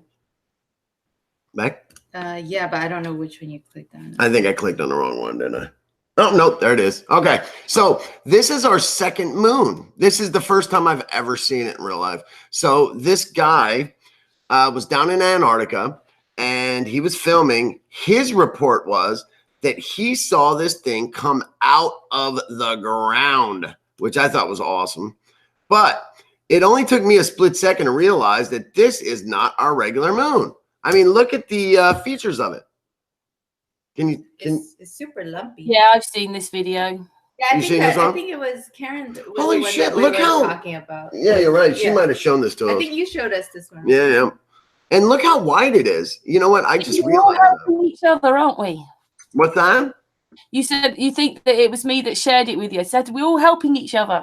Yeah, I think you're the one that showed us. I think it was. And you were like, you got to take a look at this. I'm not sure, though. Because this is the first time I've ever seen the second moon. I knew there's 3 moons. I know they exist. Now, the first 2, those have been well known, although I had never seen the second one. I'm just assuming this is number 2. Lately, though, we've gotten the 3rd one. We've entered some sort. These are kind of my theories on some stuff, Karen, because the fact that we have these fake stars and this fake moon and this fake sun and everything's fake, right? There has to be a real solid reason. Now, there's a few theories that I have. I'll throw them out there. You tell me which one you think is more plausible. All right. We'll call it a game. So option 1 is space is militarized. Okay. And so I'm talking really militarized. And if you think about this, it's a possibility because do you guys remember when Tongzhong-1 got shot down? I know it didn't crash down to Earth. That thing got shot down into the South Pacific. I'm talking about China's International Space Station or their China Space Station. Now, I don't think those people are stupid. I don't think that Americans have more brains than any other people on Earth. Like, why? I mean, is there anything in your mind that would tell you that the Chinese are incapable of making the same space station go around Earth like that of the Americans? And we know that to not even be true anyway, but why would their space station, of all space stations, get, I don't know, crashed? Why would it crash back down to Earth? It hasn't happened to any other space station except for theirs. Now, that kind of boils down to they either weren't playing along, with the big lies in the sky, or they were about to drift over America and see this sky dome Atlantis, which they were not supposed to see. Or, well, we'll move on. Second theory is, okay, we have entered another dimension because of CERN, all right? I think, are you still there, Karen? Yep, I'm here. Okay, just making sure. Sorry. I talk too much. But CERN is playing around with powers that they have no business doing. Like, they don't know what they're doing. They openly show demons, other dimensions, and beings not of this earth, time, or space. Anytime you do that, you are opening a can of worms that you're not going to be able to close back up. You know what I'm saying? Like, anytime someone's standing in the middle of a pentagram promising you this and that, you better believe that you're not going to be able to control that dude or girl or whatever, entity, demon, whatever you want to call it. Option 3, here we go.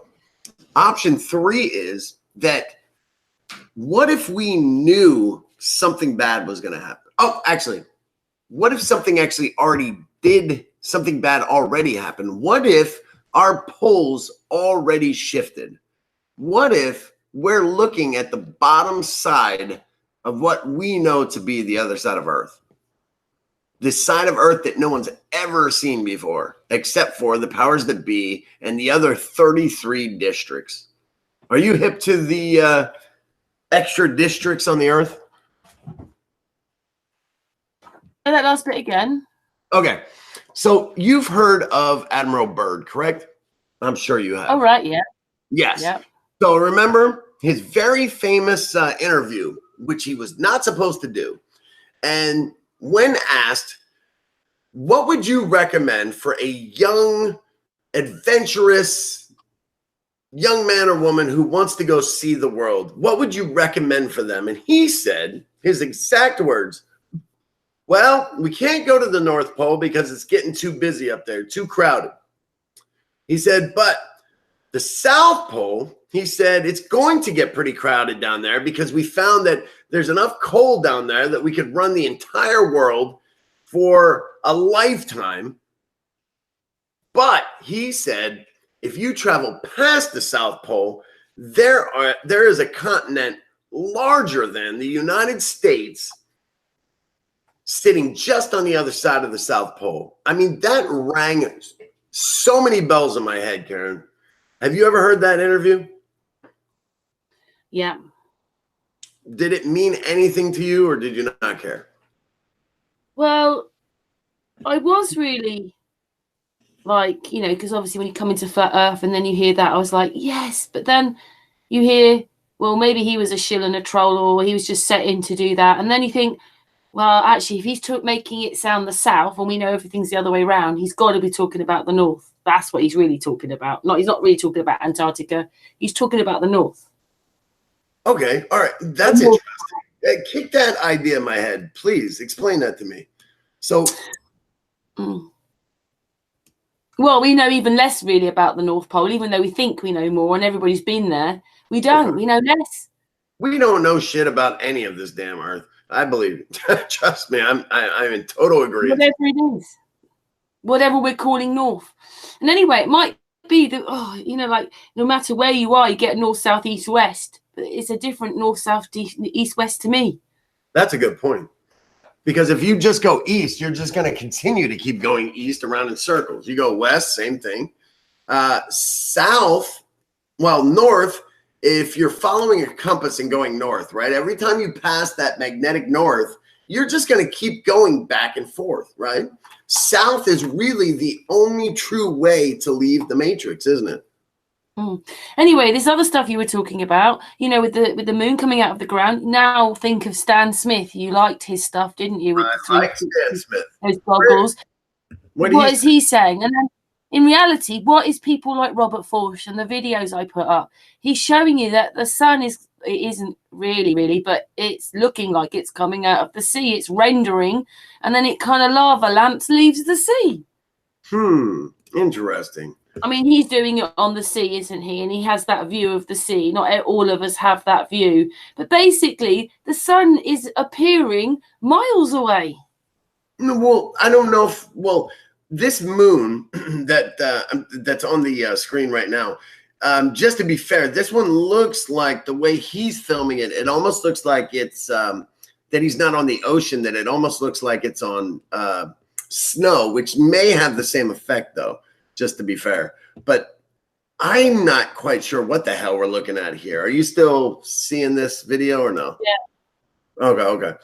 But it's a trip though. I mean, I'm one of those guys. I like to believe in stuff. You know, like I like to believe that there is a lot more going on than, you know, going to boring ass work every day and paying boring ass bills. And I don't know. I guess, I want there to be stuff like this. You know what I mean? Like when we look up at Sky Dome Atlantis and I see aliens and I see, you know, little fake ass planets being hidden behind lenses. Now, don't get me wrong. I'm a realist. I don't believe that there's really aliens up there. I believe that's the deception. Now, I showed you guys in these pictures that there are pieces of glass, and really it doesn't make a lot of sense on why there's so many pieces of glass in between us and these quote unquote aliens, right?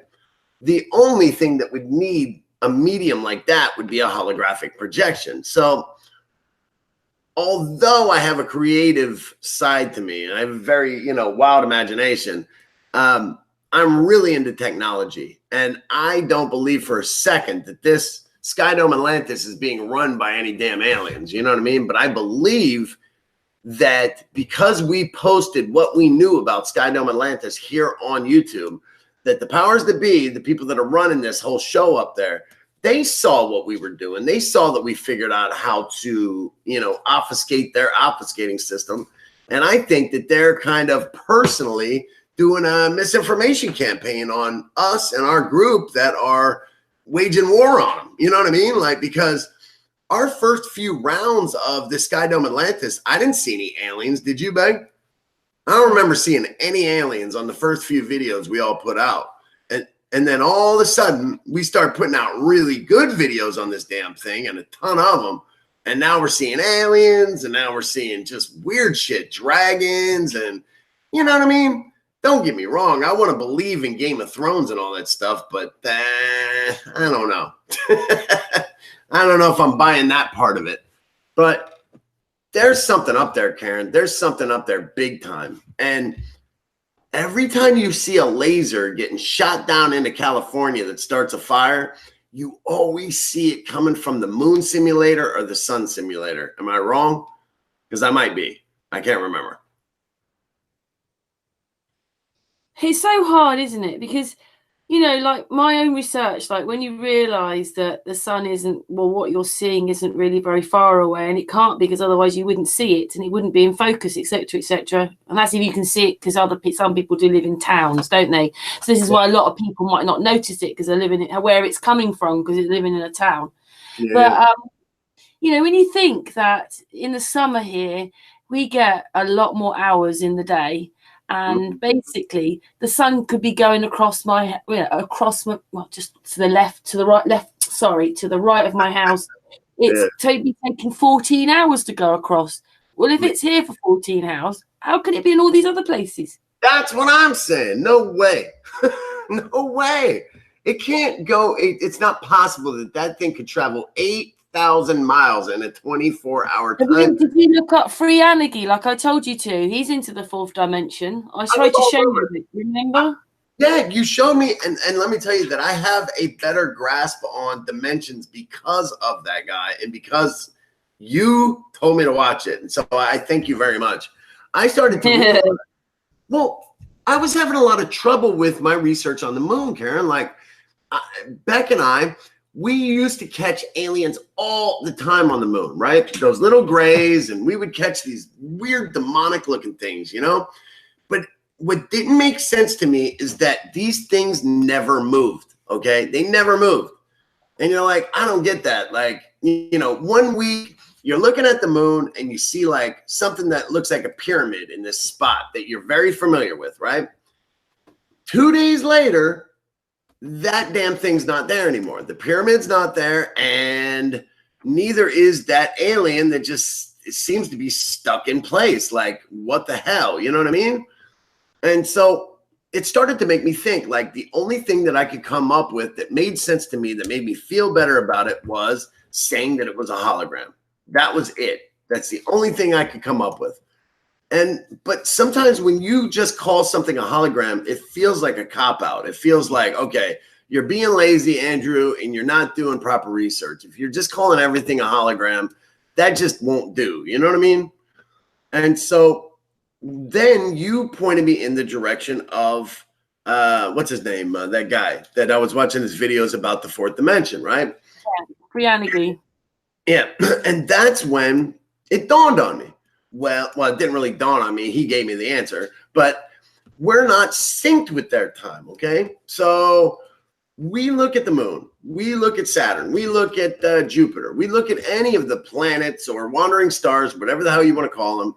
And we're looking at a 2D flat plane, plain and simple. It's 2-dimension. It's flat. Can I, do you have the screen right now, or can I show you guys these awesome pictures? You're showing that thing about the moon things. Can you see the moon right now, what I'm showing? You have it on this one right now. It's whatever one you choose. Oh, you have to pick the exact okay, I want to show them these. Yeah, okay. you have to pick it. All right, I'll be right. Hold on. I'm switching up real quick. I'll be, let me see. All right, where is that damn? No, you go to this one. I know. Chat. Okay, there we go. All right, 1 second, guys, because I'm going to show you something cool. But anyway, so I started to think in those terms, right? I started to think in terms of our time is not synced with their time, right? So I started to think that all of the planets, because they look flat, you know what I mean? They are flat. They're in a 2D dimension, right? And then you start to think about this. So Karen is 3-dimensional, right? But if Karen backs up far enough, Karen's going to start looking flat. She's going to turn into a 2-dimensional being, right? So it started to make me think about dimensions in terms of distance and distance only. Now, this may or may not be correct. I don't know. Now, are you guys seeing all these crazy entities on the moon right now? Yeah. All right, now here's a bunch of ships and some guys just hanging out drinking a 40. Here's another ship. Here's another ship. A bit grainy for us, that picture. What's that? A little bit grainy. Oh, of course it's grainy. God, it's 250,000 miles away. Anytime I supply a shitty picture, I can of the moon, I can always use that as an excuse. Well, it's 240,000 miles away. But when it's clear, and you know, then I say, well, that's because it's only 5 miles away. Yeah. Anyway, my point being is, though, am I wrong in thinking that dimensions are nothing more, like not really nothing more, but it's as easy as, dimensions are as easy as distances? I mean, am I stupid to think that? Like, you're 3D now, right? But we've done this really weird thing ourselves, you know, and in fact, again, it's because I've witnessed it. I can talk about it because I know I've seen it. When we went to the pyramid, we walked up to the pyramid. We knew that there was a field between the pyramid and us at this fence. But when we went back, after we walked around the pyramid, we went back to the car, we suddenly looked over, and then Keith GoPro, he's just in the chat room, and Costa was there, who comes on our channel. Okay. I met them there, and we went around all of that, Avery and that. And basically, we looked over and we went, oh my God, the pyramid had grown like times the size. Suddenly he was like, he looked at the car park, which could have been about a quarter of a mile, maybe less, but we're talking of a distance. The pyramid had grown massive. We walk, he's taken pictures. I've got video. As you go to the fence, there's a field, and the pyramid, of course, is still big, but there's a distance. But from the car park, you could never tell that there's a field between the fence and the pyramid. And it's just like grew in size. So what's all that? What I'm trying to say is, there's so much we haven't put together quite yet. What this kind of ties back to this. What's happening with the pyramid? What's it doing to these things in the sky? Well, that's okay. Tell me if I'm crazy, but do you think that the pyramids like the Great Pyramid of Giza, or even the ones like in South America or Mexico, do you think they could possibly have anything to do with somoluminescence? Because you know how they have these different shafts that are pointed at particular stars, right?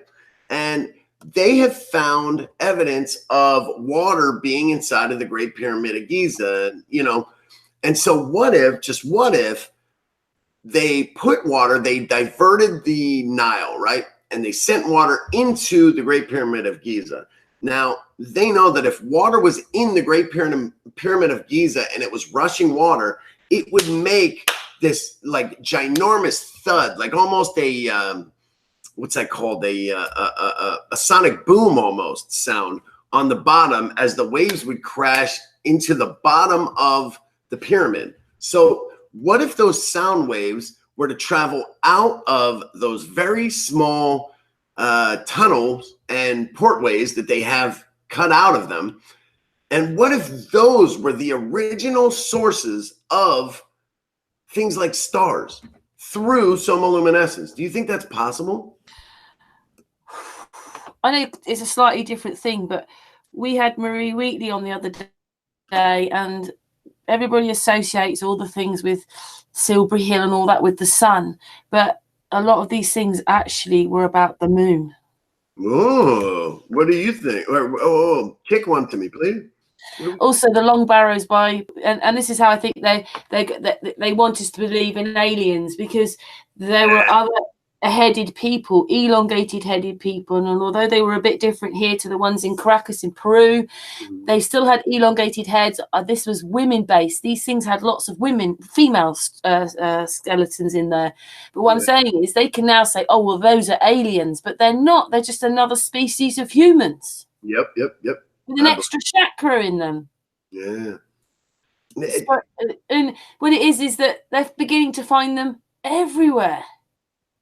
Oh, hold on. But what are we talking though? You're saying that these things are from the moon, or how does the moon tie? Oh, what it is they weren't worshipping, or the whole thing was to do with the sun. It was to do with the moon. Or Sirius, because I've heard that too. I've heard that Sirius played a big part of the worship. It's kind of like the Freemasons, how everyone thinks that they're a Christian, that they're a Christian coalition, but in fact, they're worshiping Satan.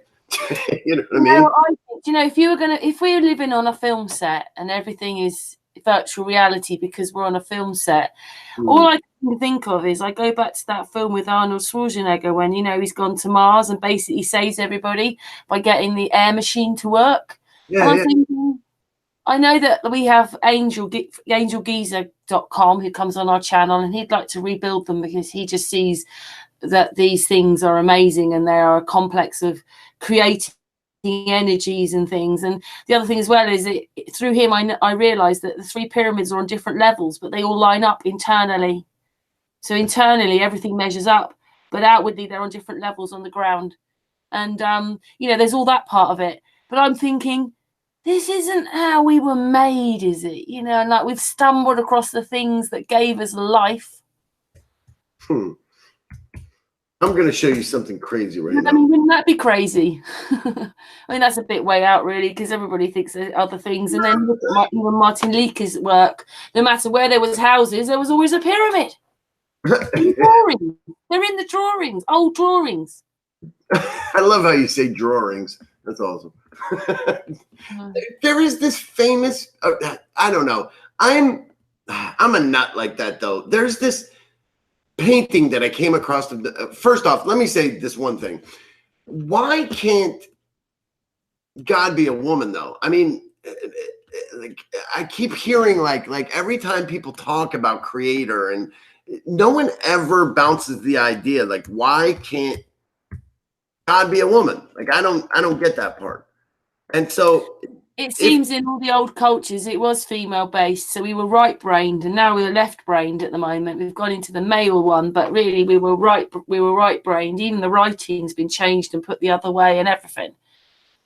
I think that might be one of the biggest deceptions out there. Don't you think that God must be supernatural for all these things? Even if they've taken over this whole tethering and what the sun was and all that, whoever made this, there can't just be one of them. No, yeah. I mean, what if Yahweh, because in the Bible, Yahweh's name is just 4 letters. It's something like YHWH or something like that. Like, why can't those be initials for 4 different people? And when God in Genesis says, let's make man in our image, like, who was he talking to? You know what I mean? Like, so there's a lot of things, a lot of questions. We can't even trust our history anymore. We don't even really know how long that was. If you watch Martin Leakey, then we've had some kind of very bad mud flood in the 1800s, and I think we're the survivors of it. And then what about all the other generations and civilizations before, which actually we seem to be a lot more advanced than we were, even if they were doing things differently and using the free energy, and yet we think we're so super great now. And yeah.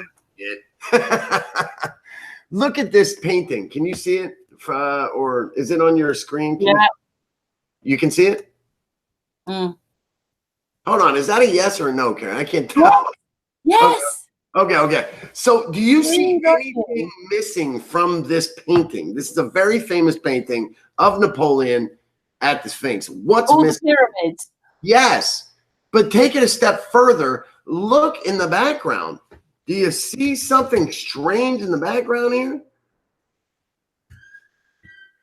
It's a foundation. It hasn't even been fucking built yet. Oh, yeah. Yeah, this is in mid-1800s. The pyramids are new, okay? I mean, just like damn Stonehenge. You can find pictures of Stonehenge being built in the 30s. Well, actually, the stones were there. They just didn't construct it right. Basically, we had Brian Forrester on the other day, and he was basically saying, yeah, but that thing's like military protection on it. Yet you can go 10 miles up the road and you can hug all the Avebury stones. You can walk around the pyramid. You used to be able to go on it, but it's collapsing. But they want it to collapse, don't they? And get much closer to the other part. But Stonehenge is military-like. And yet they haven't put it back right. Don't you find this weird, though, Karen? I mean, come on. This is one of the most famous paintings Napoleon ever had done. He was one of the first people to ever be at the pyramids, and there's no freaking pyramids there. This is how jacked up our history is. Let me tell you. I mean, this is one of those things that we may have all been guilty of regurgitating some of the worst BS in history. I mean, think about this. It's not a matter of perspective. I mean, you can see for miles on either side, there's no pyramids in this damn painting. I put a video out on Sun and Moon the other day about the fact that all these paintings like this and drawings have got 4 pyramids in it, and then the 3 little ones, that's another 3, so that's 7. And in fact, it looks like they're actually built on a semicircle. To be honest, there's probably more of them. Yeah, and they're moved and stuff. The same pyramid is in like 3 different locations on some of that stuff. Oh my God! Do you see in the eyeball of the Sphinx? It says there's a number 3. C3. What is this? Oh my God. I can't see that. Oh my goodness! I can barely see it too. No, I don't think they can see that screen. That's why. Oh, they can see it? No, because you have it. We have it. Based. No. I asked her if she could see it. She said yes. Oh, Karen, you can see it. I can't see it. Oh, Karen! No, she can see the other one, but every time, okay, he doesn't understand this, which is really funny.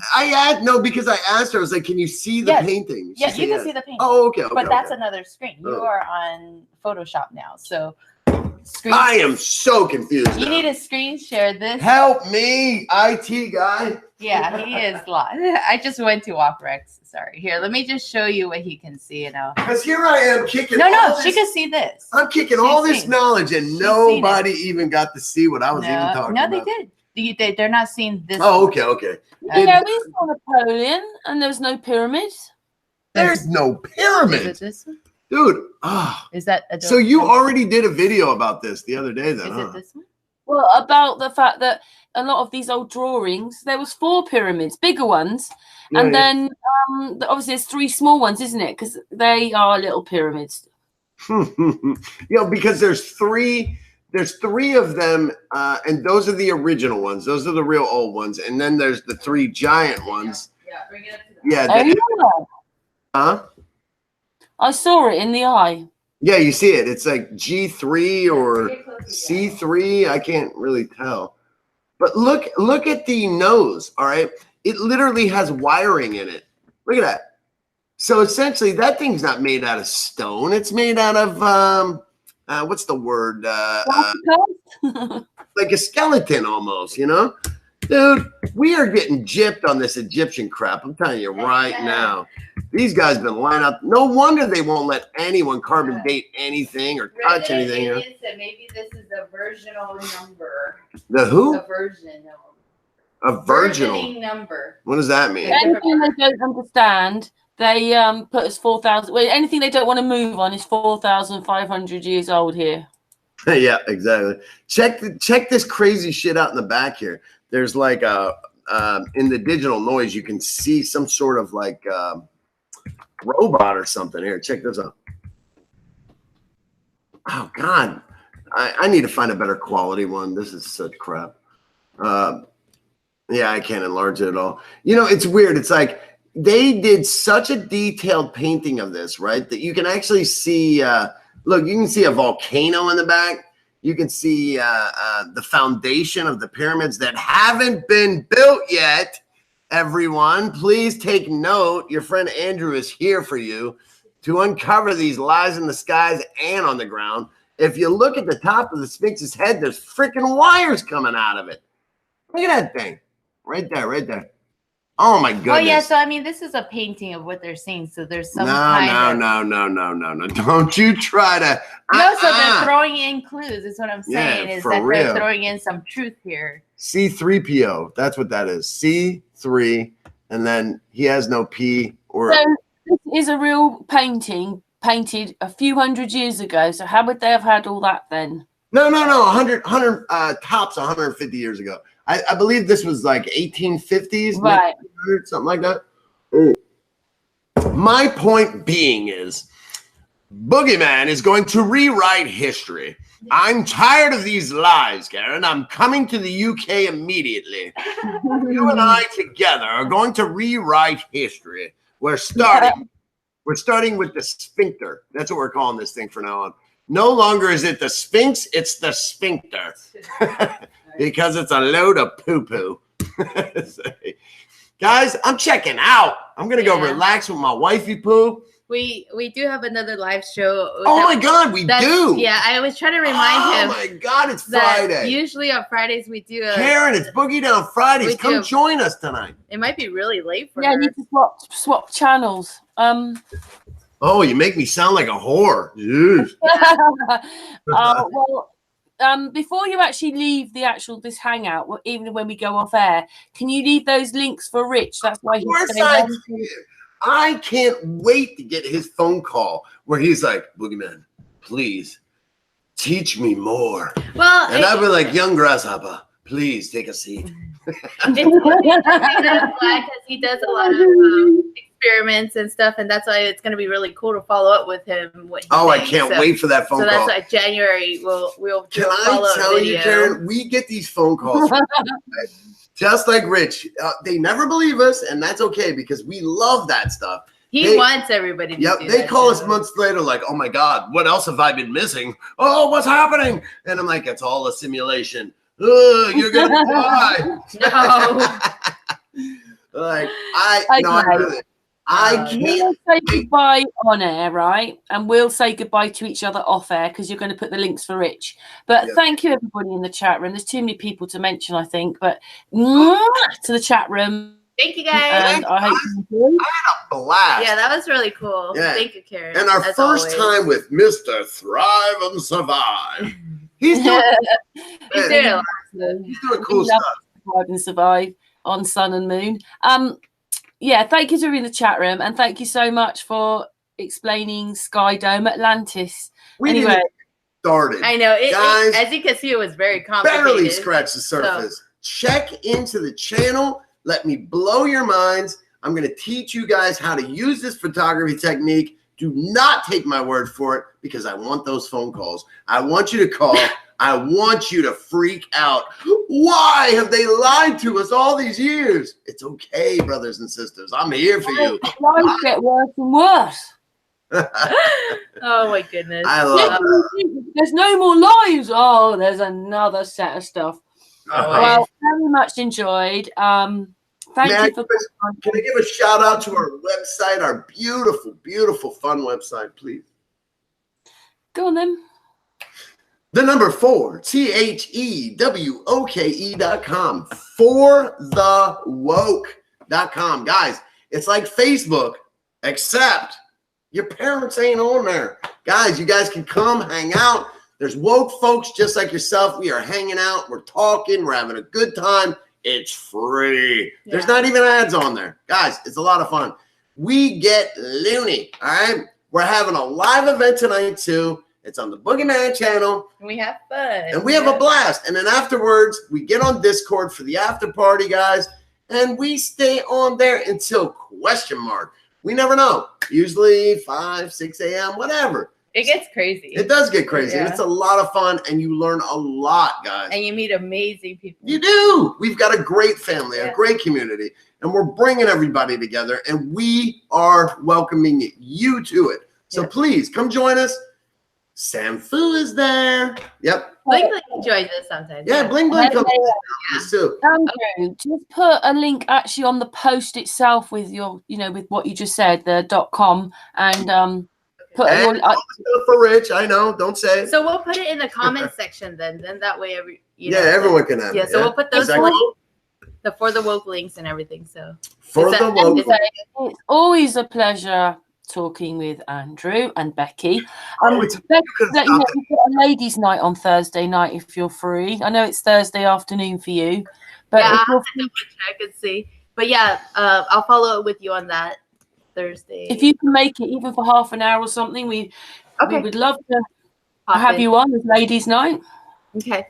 It's a ladies' night. Sorry, Andrew, you can't come. I'm going to tape it, you guys. I'm good to go. Love you, Karen. Love you, everyone in the chat that's in here. Guys, I had a blast tonight. Please come join us. Boogie Man Channel. We're going to have a good time, guys. Thank you, chat room. Thank you, Andrew and Becky. And, of course, thank you, Mr. Thrive and Survive. Mwah, to everybody. We're back on Sunday. Sun and Moon back on Sunday afternoon. Bye, everyone. Bye. Bye, guys. Bye.